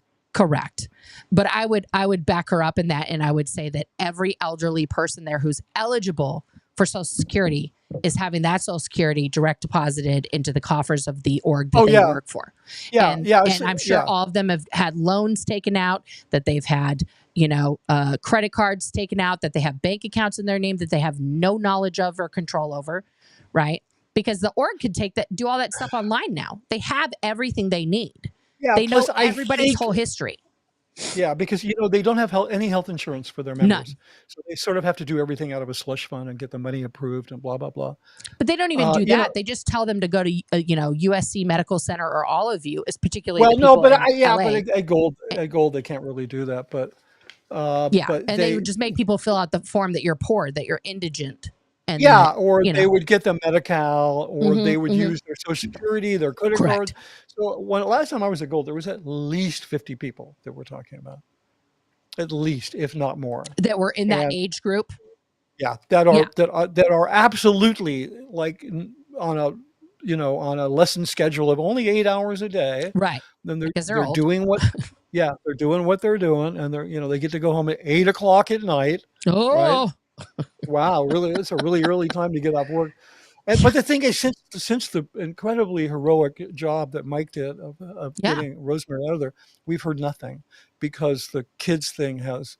There I said kids thing. That sounds condescending, because the issue with the kids, the important issue, it pulls at people's heartstrings more than old people. I mean, I hate to say it, but it's a little ageist, because like the kids, they have a very long horizon. They have lives in front of them, lives to fulfill, families to have, all this stuff. The old people, they don't have that. Like, we have a very short horizon, but they really deserve to have the last years of their lives be the best years of their lives.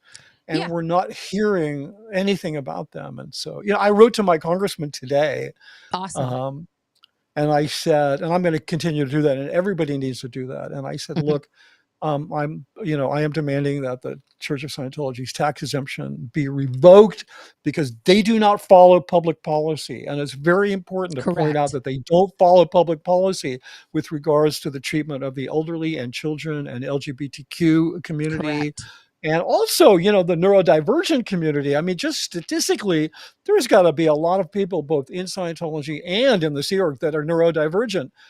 They're never going to get. Here's the deal. I just got diagnosed with ADHD this year. I could have told you literally that. No, 2 months ago. Yeah. Like, I was walking around thinking, oh, I have a neurodivergent kid. I have a kid who's on the spectrum. He has, he's autistic. And I just thought, like, oh, well, that's from my grandpa, who was, a nuclear physicist and astrophysicist. And my ex-husband also, he's a little spectrumy. And so I was like, that's where that came from. Like, that has nothing to do with me. And then, like, in a casual conversation with my therapist, I said something about ADHD, and she was like, you have that, right? And I was like, what? Why didn't anybody tell me? Like Yeah. I could have been doing something. I mean, my wife laughs all the time because there was a TikTok that came out of like, if ADH people told the truth about what's really going on with them, and it was like every single thing. Like the one in particular that rings the most, like I felt super attacked by, was like, her husband comes in and says, "Can I talk to you for a second?" And she's like, "No, I'm in hyper focus mode, and the fact that you interrupted that has filled my whole body with rage, and so I cannot talk to you right now." I Yeah. was like, "That's I like, know it's it's for no funny, but it's reason." not funny. And Yeah, and but I'm like, "Oh, I feel seen and attacked, and like I can work on that." Like, you know what I mean? Like yeah. You a could thing. actually develop coping mechanisms. Yeah. So, But that's yeah, not so something we this is learned in the Sea Org or Scientology. We just no, learned no, everything that's non-optimal, right, is your bank. right, And so just knock off your bank. Don't, right, and so right, you become so right, disassociated and right, so, detached from yourself. You don't even know what's right, what, right. you know. Yeah, I mean, I've been developing for a few months, whatever. I've been developing a TV pilot about. It takes place in a foreign country, but it focuses on a neurodivergent community. Mm, And so okay. I'm working with a team that's neurodivergent, and they're incredibly creative and brilliant Yeah. people. And so it got me thinking about, oh my God, all these people. I mean, plus Yeah. they're vulnerable. People on the spectrum are more vulnerable to be Yes. recruited, and it really broke my heart because I'm thinking they're never going to get diagnosed. No. Um, No, of course not. and they're going to be in ethics trouble All constantly the time. because yeah, so we have all these other issues. Well, So yeah. I anyway, mean, they have the I wrote financial my stuff, congressman. which we haven't even talked about, What's their that? financial scam, The church. the real estate scam that they're running, and the Yeah, IAS, and those are two different financial scams that they have going, yeah, yeah. because they're Well, separate I organizations. but my congressman, I'm going to write his office in Washington, D.C. as well as his Perfect. office in L.A. But I mentioned the fact that they do not follow public policy and that, they're bad on this. Hmm. Let's not forget that, it's what, a $3 billion plus real estate windfall for the U.S. government. I mean, they're going to pull in billions from them. There's going to be a feeding Oh, frenzy. with all But the properties they have all over the country? Yeah. yeah, but I'll tell you an interesting thing. This is still my opinion because I was involved in the development of ideal orgs from the viewpoint of I did the whole Div 6 thing, right? Sure. The Sure. displays and all that. Worked on the team that designed all that. And so I was so watching the whole thing unfold, and that I really believed that Miscavige, in his total craziness, believed that he had uncovered this like magic, like he'd uncovered the genie's bottle, and all he had to do was rub it, and success would come pouring out. And that genie, the genie's lamp, was the ideal org. He really believed, because Hubbard had said this thing: "They will know us by our mest," right? Which means the public will know us by our property.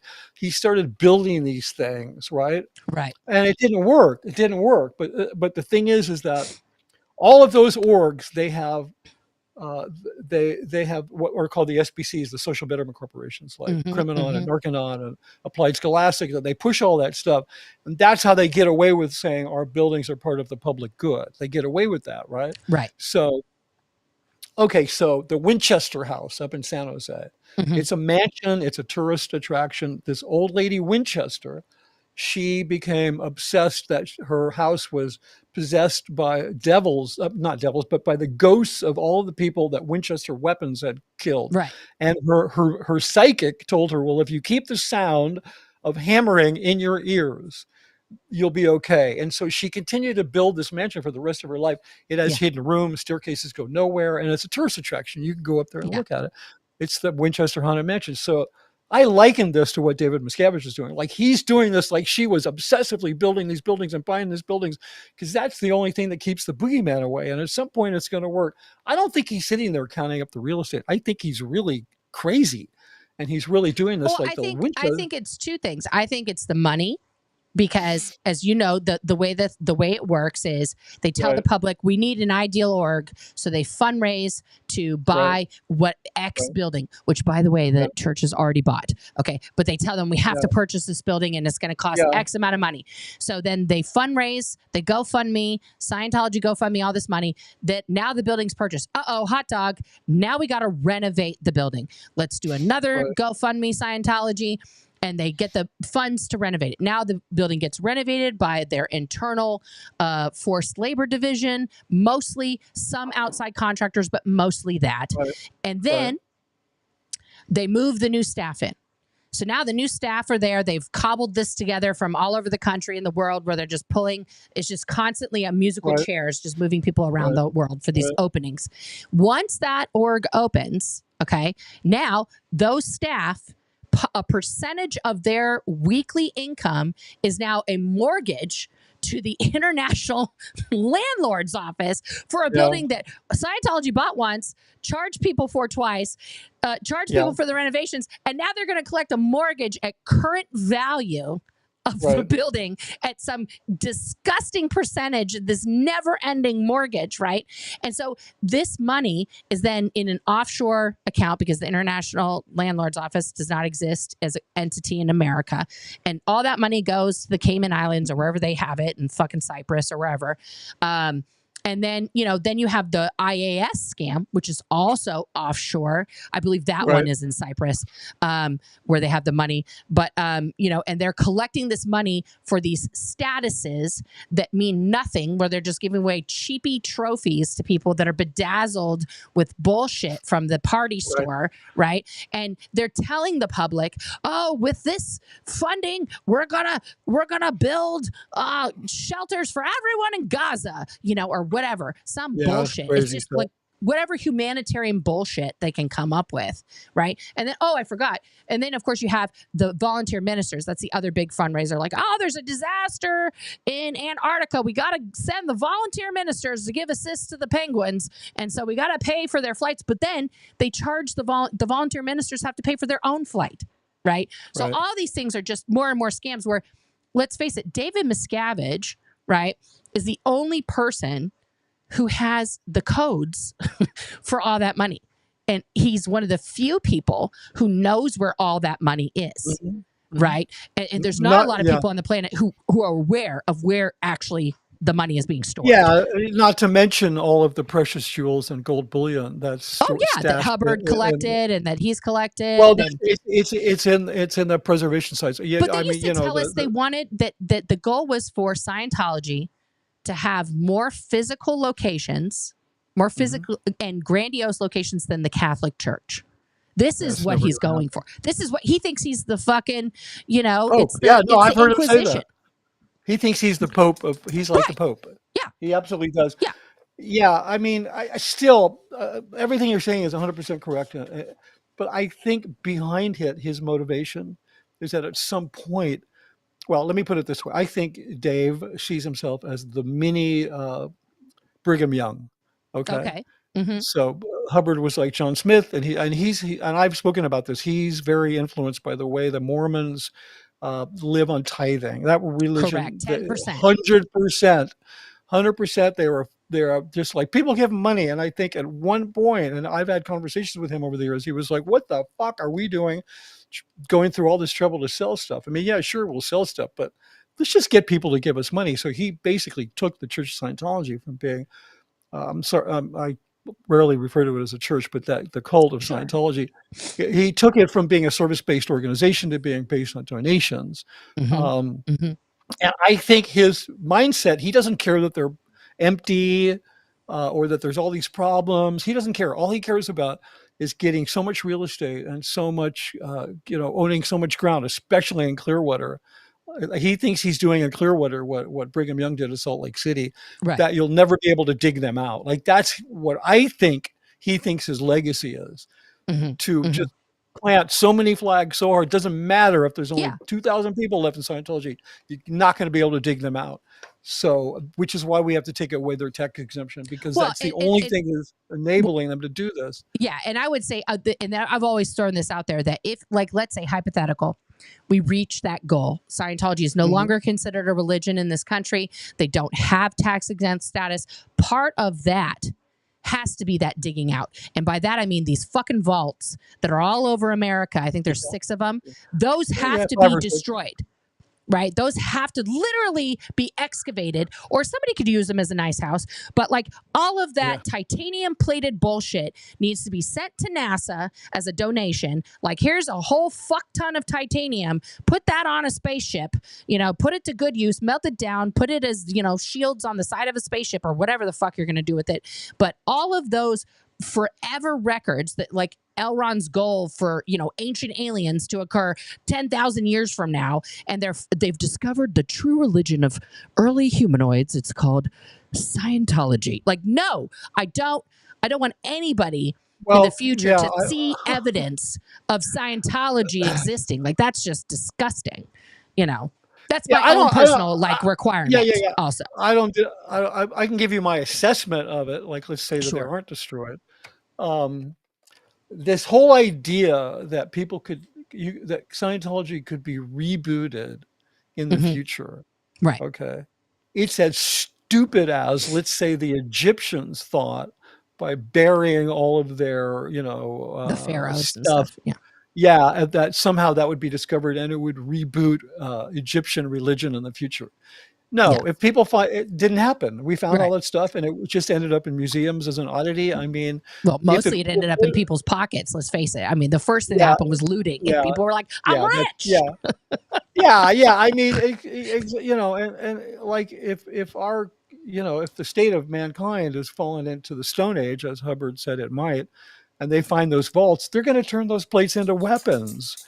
Like nothing's going to ever, nothing's going to ever happen with it. Like people are going to laugh at it. It's going to be like, look at the stupid shit. People, believe me, there's no danger. But see, like, I don't even want a possibility of one person starting that shit up again, because it to me, it is that evil. It is that everything about Scientology, every word that Hubbard spoke, every word that he wrote down, is nothing but pure evil. And I try to tell people this, who are like people who are never ends, who come into this, become our fans, become our supporters, who go out and protest. I tell them, like, please, you have to take caution when you touch Scientology, because even like adjacently touching it, right, will fuck you up, because it is that powerfully evil.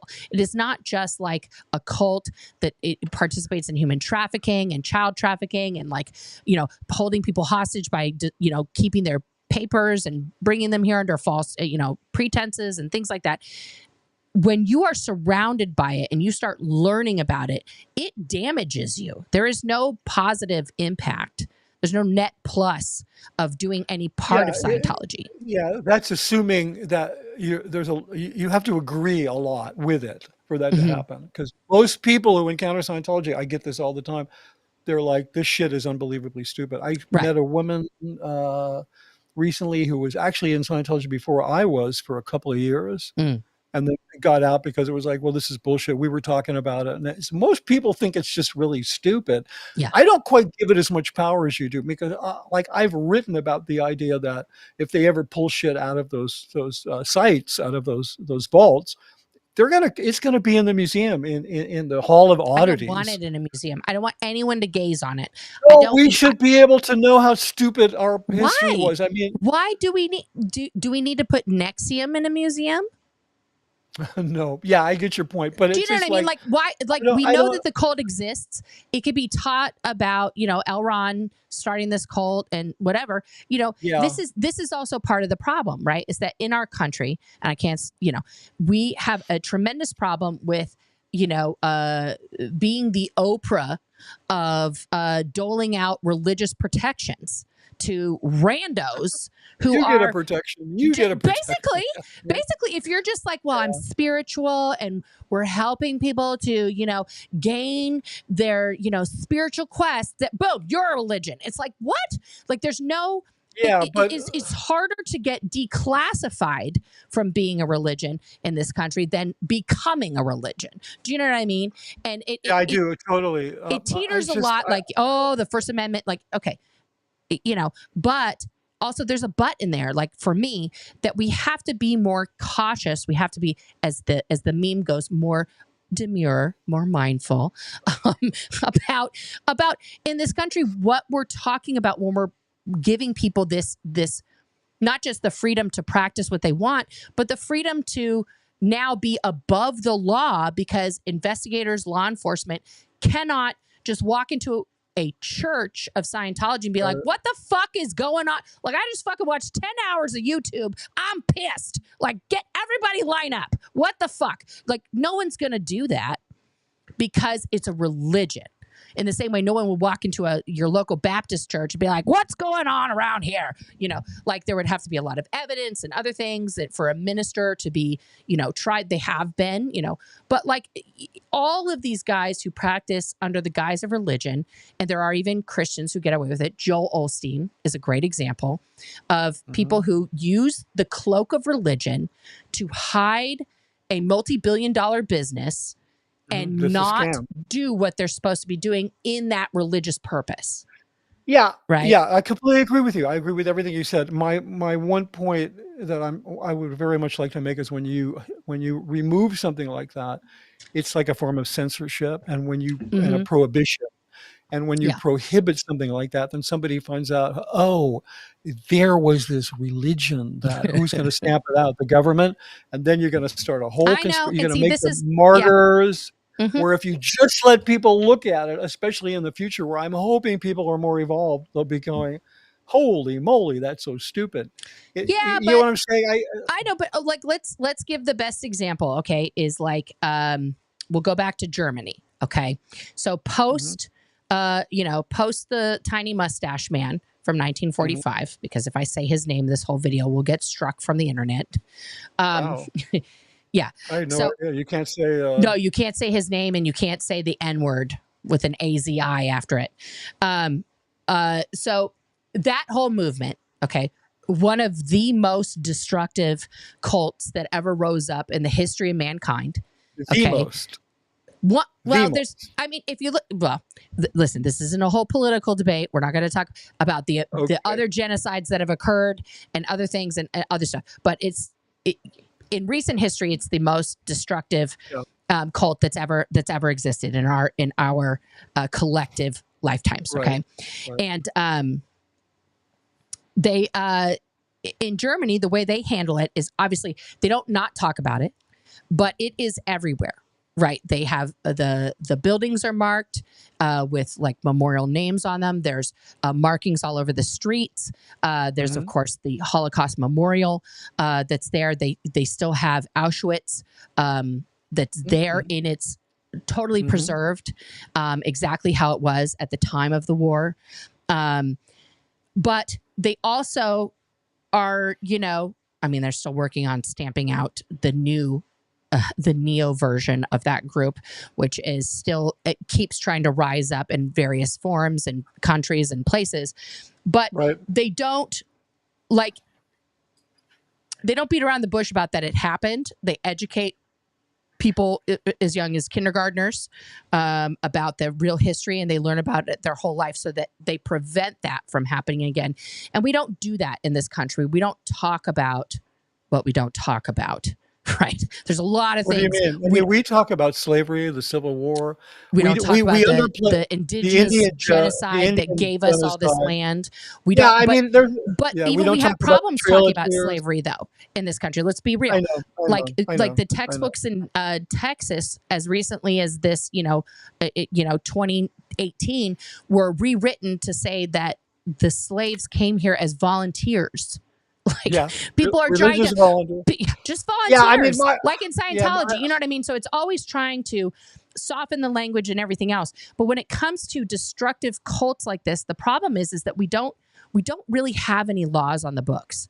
We don't have any laws on the books about high control groups, right? We can people have individually been prosecuted for very specific crimes. Like Keith Raniere didn't go to jail, as an example, because he was running a cult. He went to jail for kidnapping, human trafficking people, branding them, and raping them. That's why he's in jail, right? Well, he's really not in jail because he was running a cult.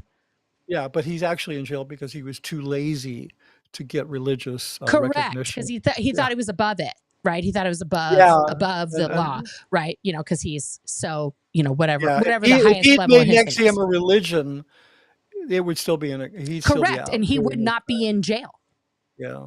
Right. And so this is the the problem. Take from Scientology. Well, no, he did. He told. I mean, he's absolutely was a Scientologist that was like, how can I make this better for me? That's basically, I mean, same thing with like Tony Robbins, you know, I mean, he did like half of Tony Robbins shit is just TRs, you know. It's like fucking, and he was big in, he was a big Dianetics. He was a huge Dianeticist, and he just basically, and the guy who did, what's it called? Earhart, Warner Earhart, whatever that thing. What was that thing?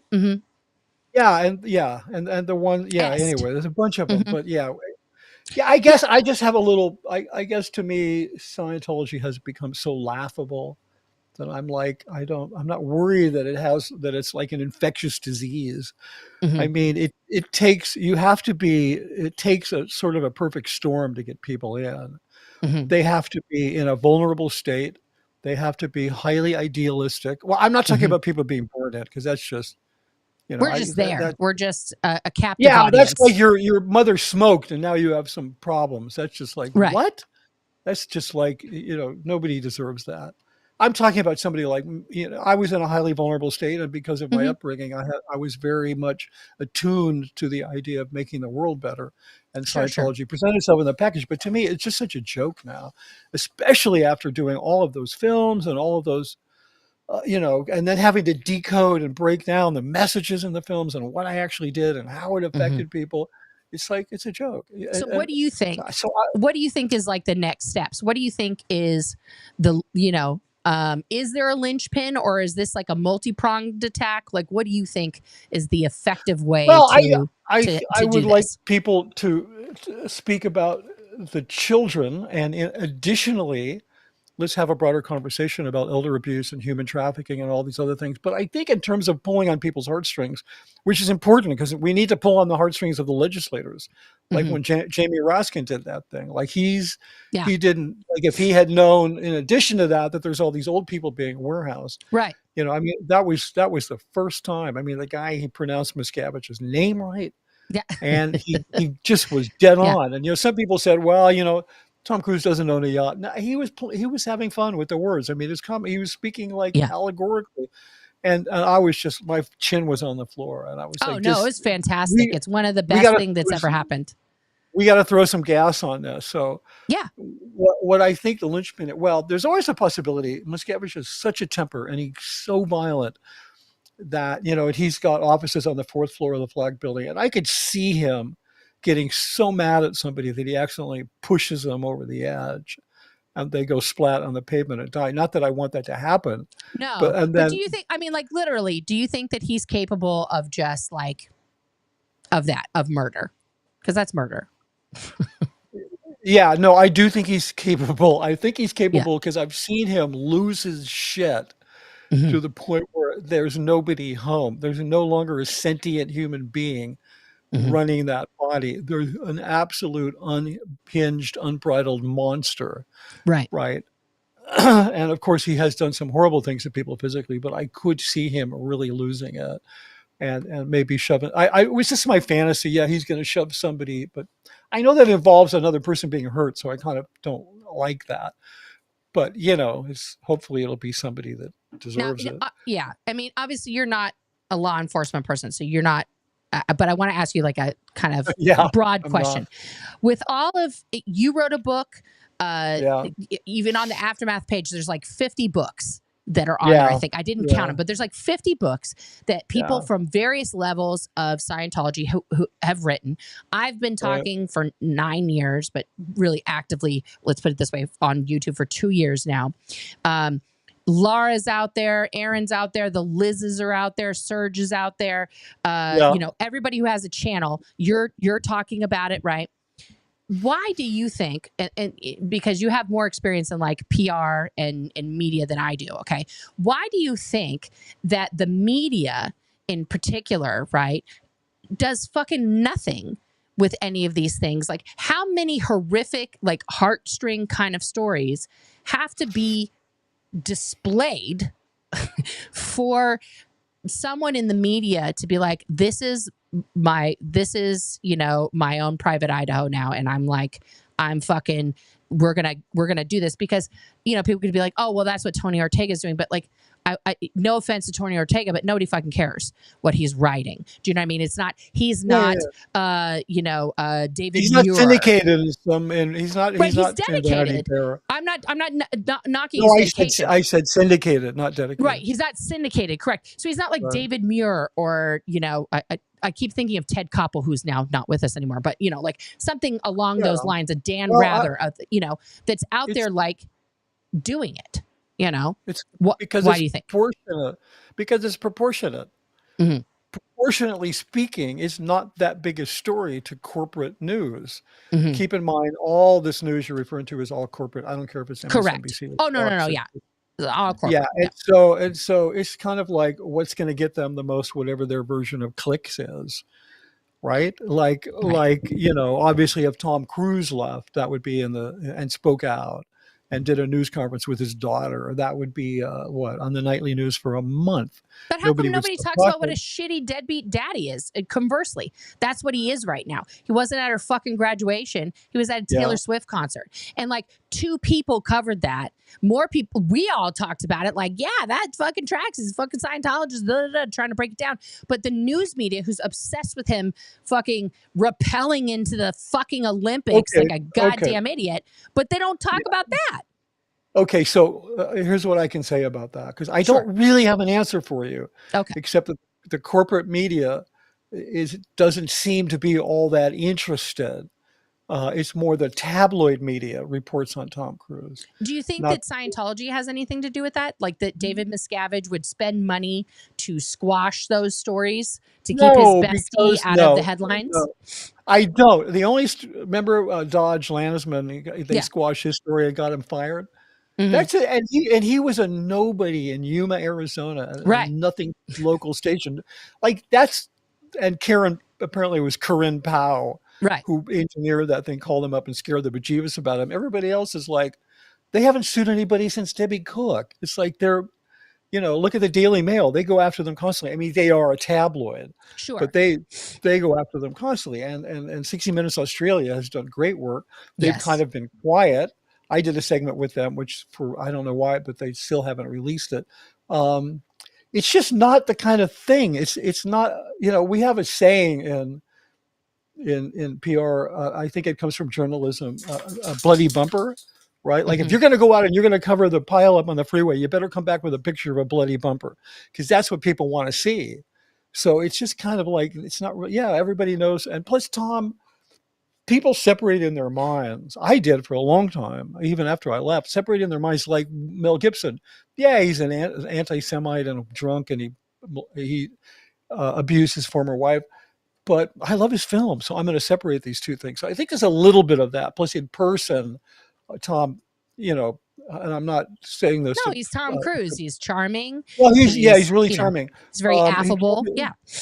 Yeah, and when he's outside the purview of David Miscavige, he really understands and appreciates that his position comes from the love of his fans.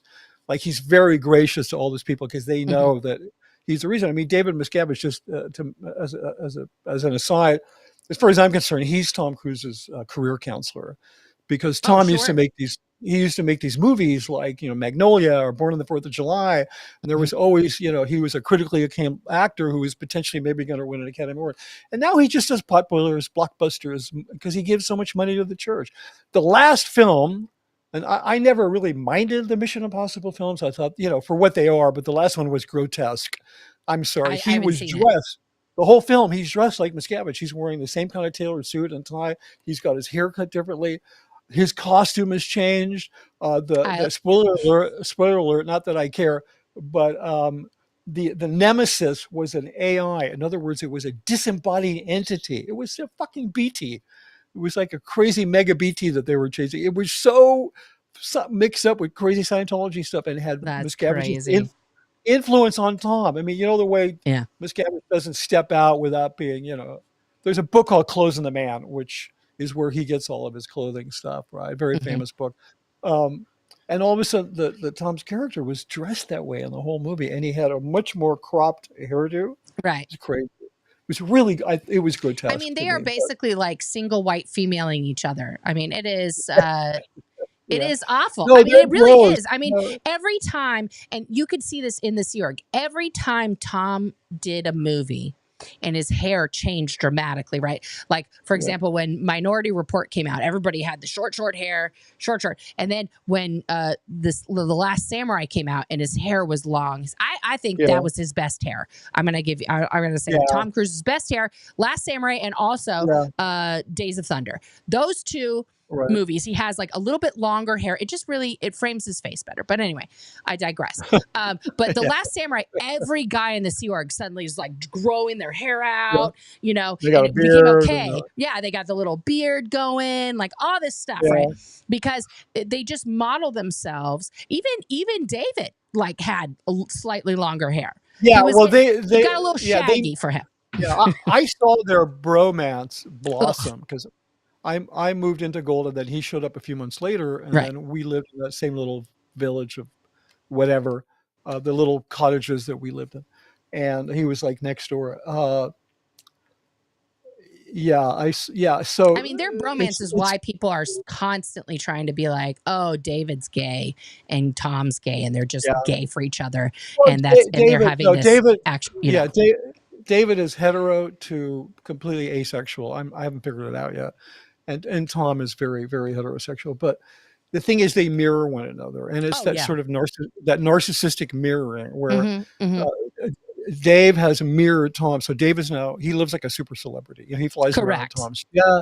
Tom talks his keys to his jet and says, "Hey, Dave." And of course, then I'm sure he probably has the IS pay for the fuel because it's expensive. Sure. Uh, yeah, and he mirrors him fashion wise. I mean, he hasn't worn Mm-hmm. a SeaWorld uniform in like Why? They're 2012. stupid and they're polyester. They're Yeah, disgusting. that's what. Well, he does have that short The sleeve thing he black wears. one. The black one Yeah, he likes. Yeah. one that he wears once a year at the OT ambassadors briefing. Correct. When Ship, he's on the ship. Yeah. yeah, shows off his musculature. But yeah, because he doesn't, as I've said before, like Miscavige, he doesn't see himself as being in the Sea Org.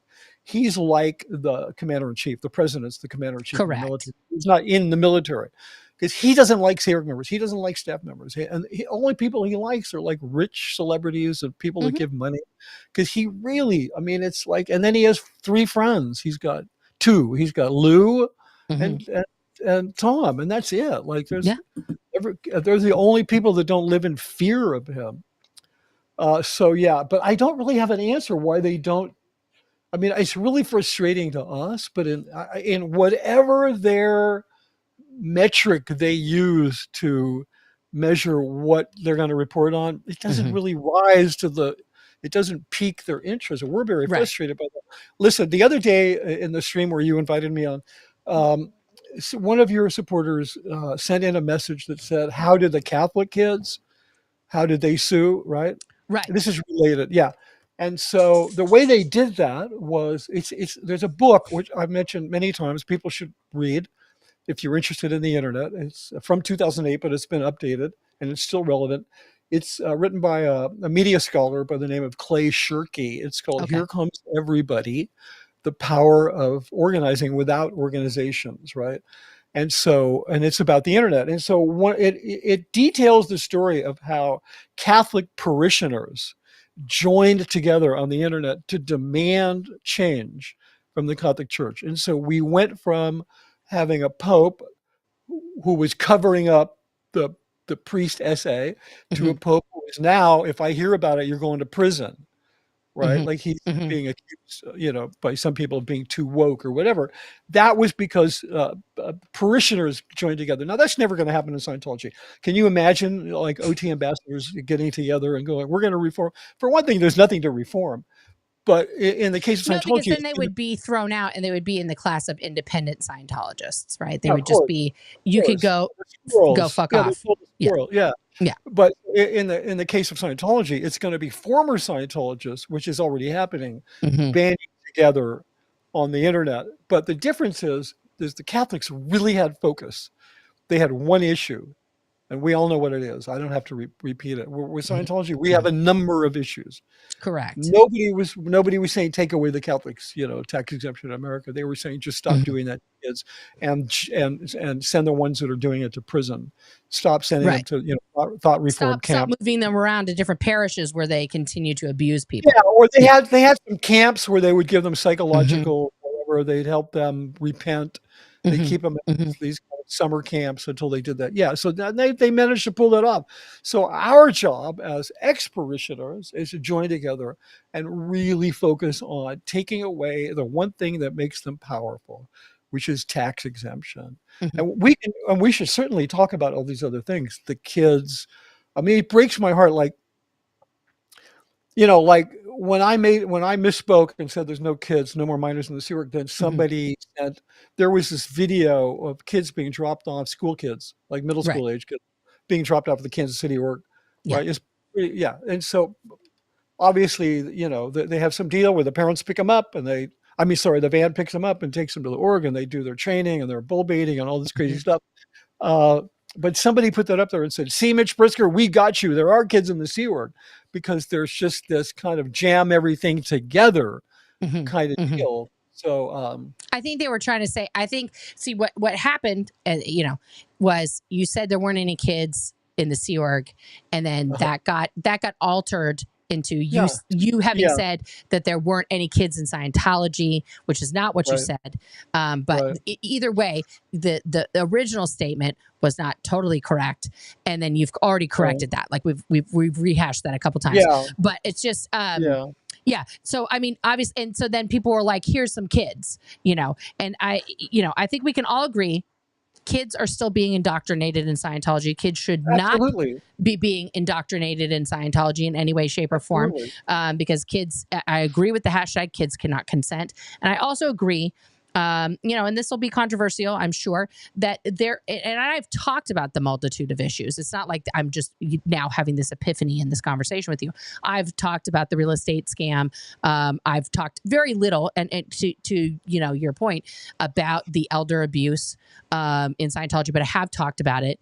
It does need to be more talked about because the heartstrings situation, I believe, definitely for when it comes to elderly people and children, people have far less tolerance for that than, regular adults who are just doing something stupid, right? Because, that's just the way that goes. And also there are, your generation, the boomer generation, is outside, one of the largest generations that's currently alive here in this country.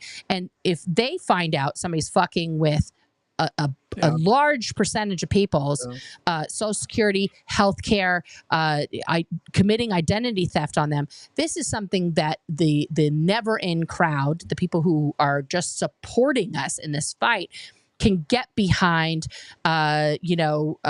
pumping up and getting investigations into. Because I'll just, like as an example, like ZDT, I'm just going to throw him out here. This stream is not about him. But as an example, he attacked me and maligned me and mentally tortured me for a year.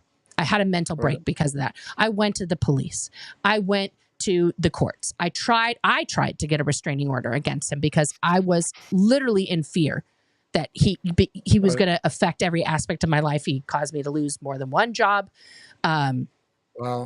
And it was a lot.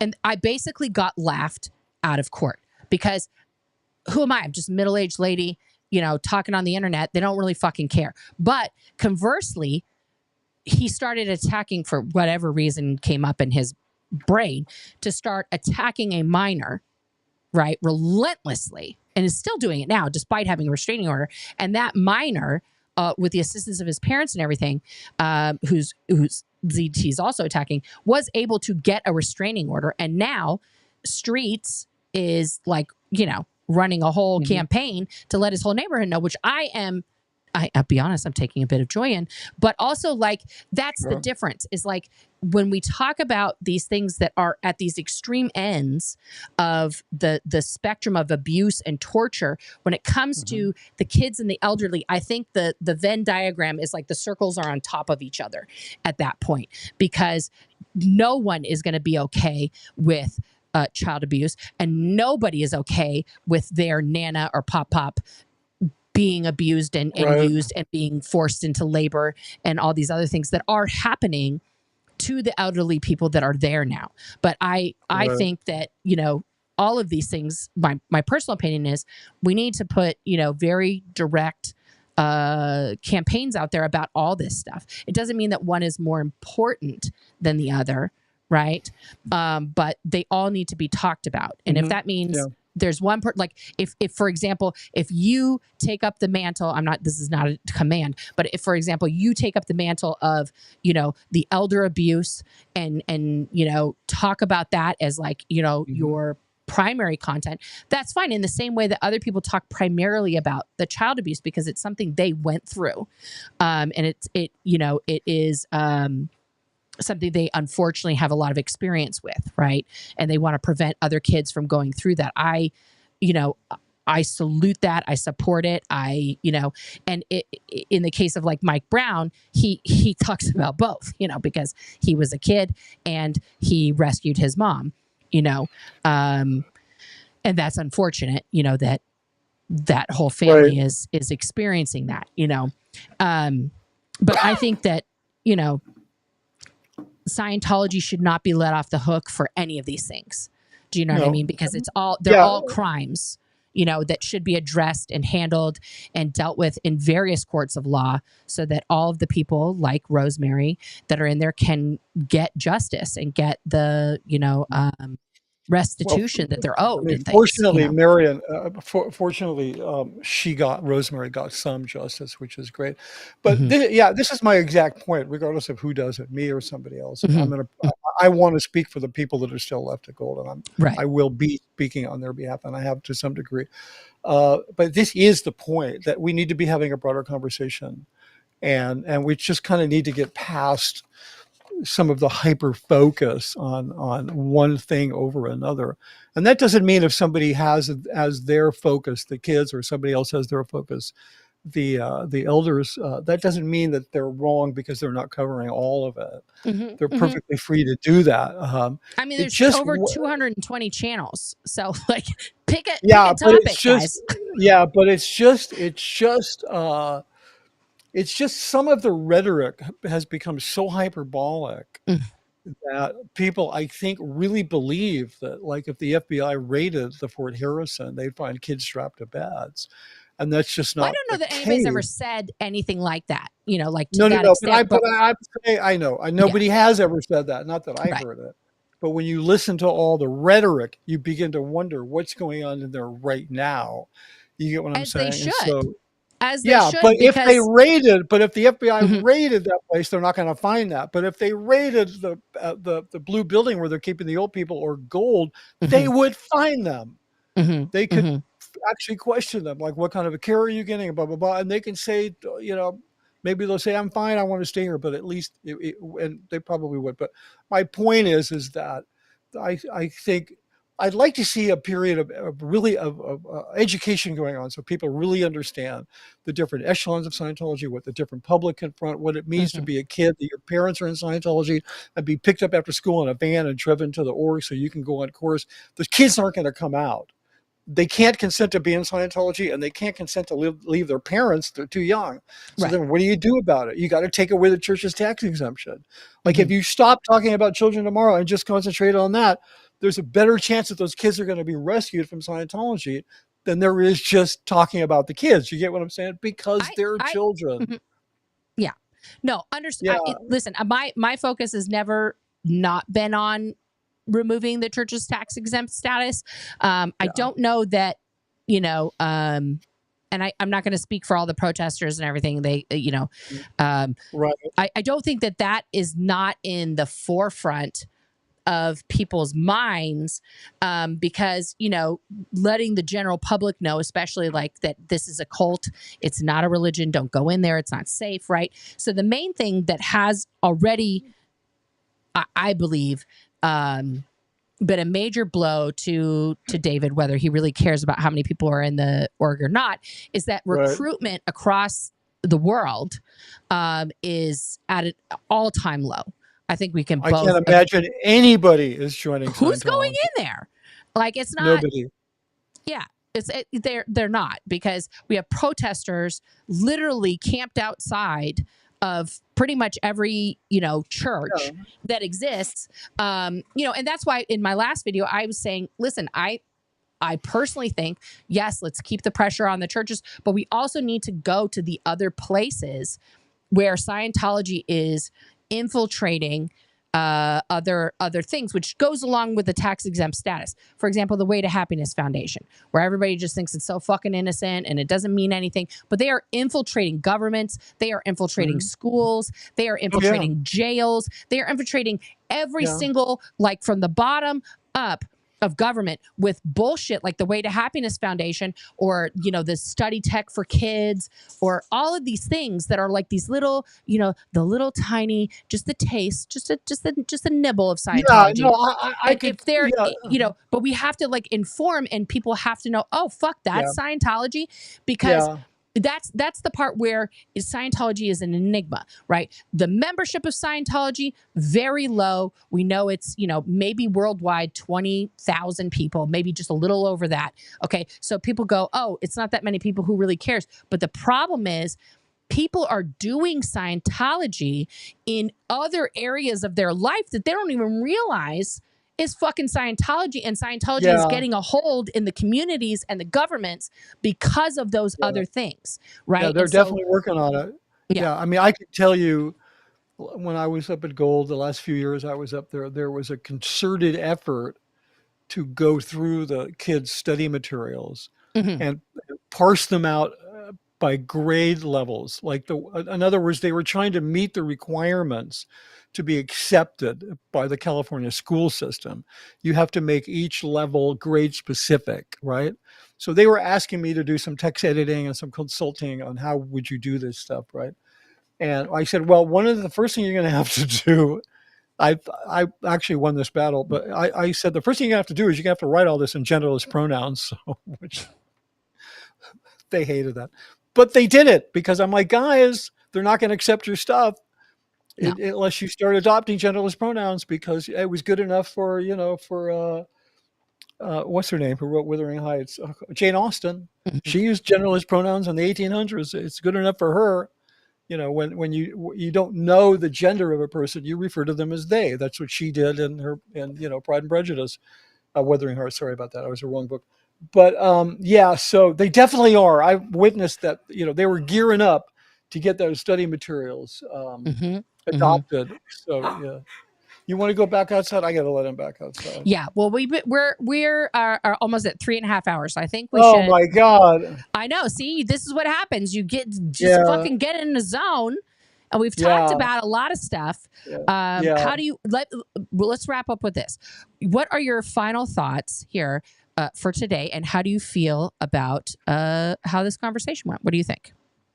Well, I think it went great. I actually think it's very important for us to overcome these generational conflicts, right?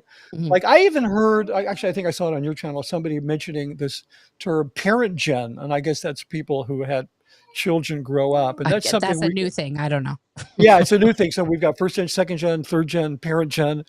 Sure. It's too much. I'll be right with you, Weston. Just sit. It's too much, right? So I'm just hoping we can bridge some things. I mean, I'm wondering if I had some, no, I don't. We can go over. I don't see anything that I don't think we did cover. But I think this is very positive. I think we should do a follow up. You know what I think we should do? is we should possibly think about it as we should do maybe in a couple of days. Let's just do a follow-up with comments, like an ask me anything. Okay. Like people can just ask us. Yeah, we'll post that to the community here because they haven't been able to comment. So if you guys, and please put it on either channel, okay? If you guys want us to do a follow-up that is with comments, that's an Ask Me Anything, and please, mods, forgive me for making this suggestion because we know it's going to be wild. Maybe not. Maybe not. But if you guys want us to do a follow-up with a literal Ask Me Anything about this conversation or about other things that you want to know about from the two of us, please, give us a thumbs up emoji in the comment section. And if you don't want to see that, just put a thumbs down and then we'll know what you're answering with that. But you're free to comment on anything else, but particularly please give us a thumbs up in the the comment section somewhere if you want to see the Ask Me Anything Q&A. And if you don't, please put a thumbs down, not on the liking these streams. Please don't do that because we need you to, if you like the stream, give it a thumbs up. Please do like it, subscribe, all of that good stuff. But just put the emoji in the comment, please. That's what I'm saying. But please like me. Please like me. I need so many likes. But yeah, so I think this is a good ending point. I also have to make dinner for my children who just got home and the dogs and the things. Okay. Right. But yeah, I think this is a great place to wrap it up. I'm going to take us out here. And I want to thank everybody for being here, all the people who are watching, all the people who stayed here the whole time. This has been great. And we'll see you guys next time. Yeah. Thank you so much for tuning in. Thank you, as always, to all my mods and all my members. And guys, click that link. Scan it, click it, love it. Send me boxes of money. I need it. I'll see you guys on the flippity tippity.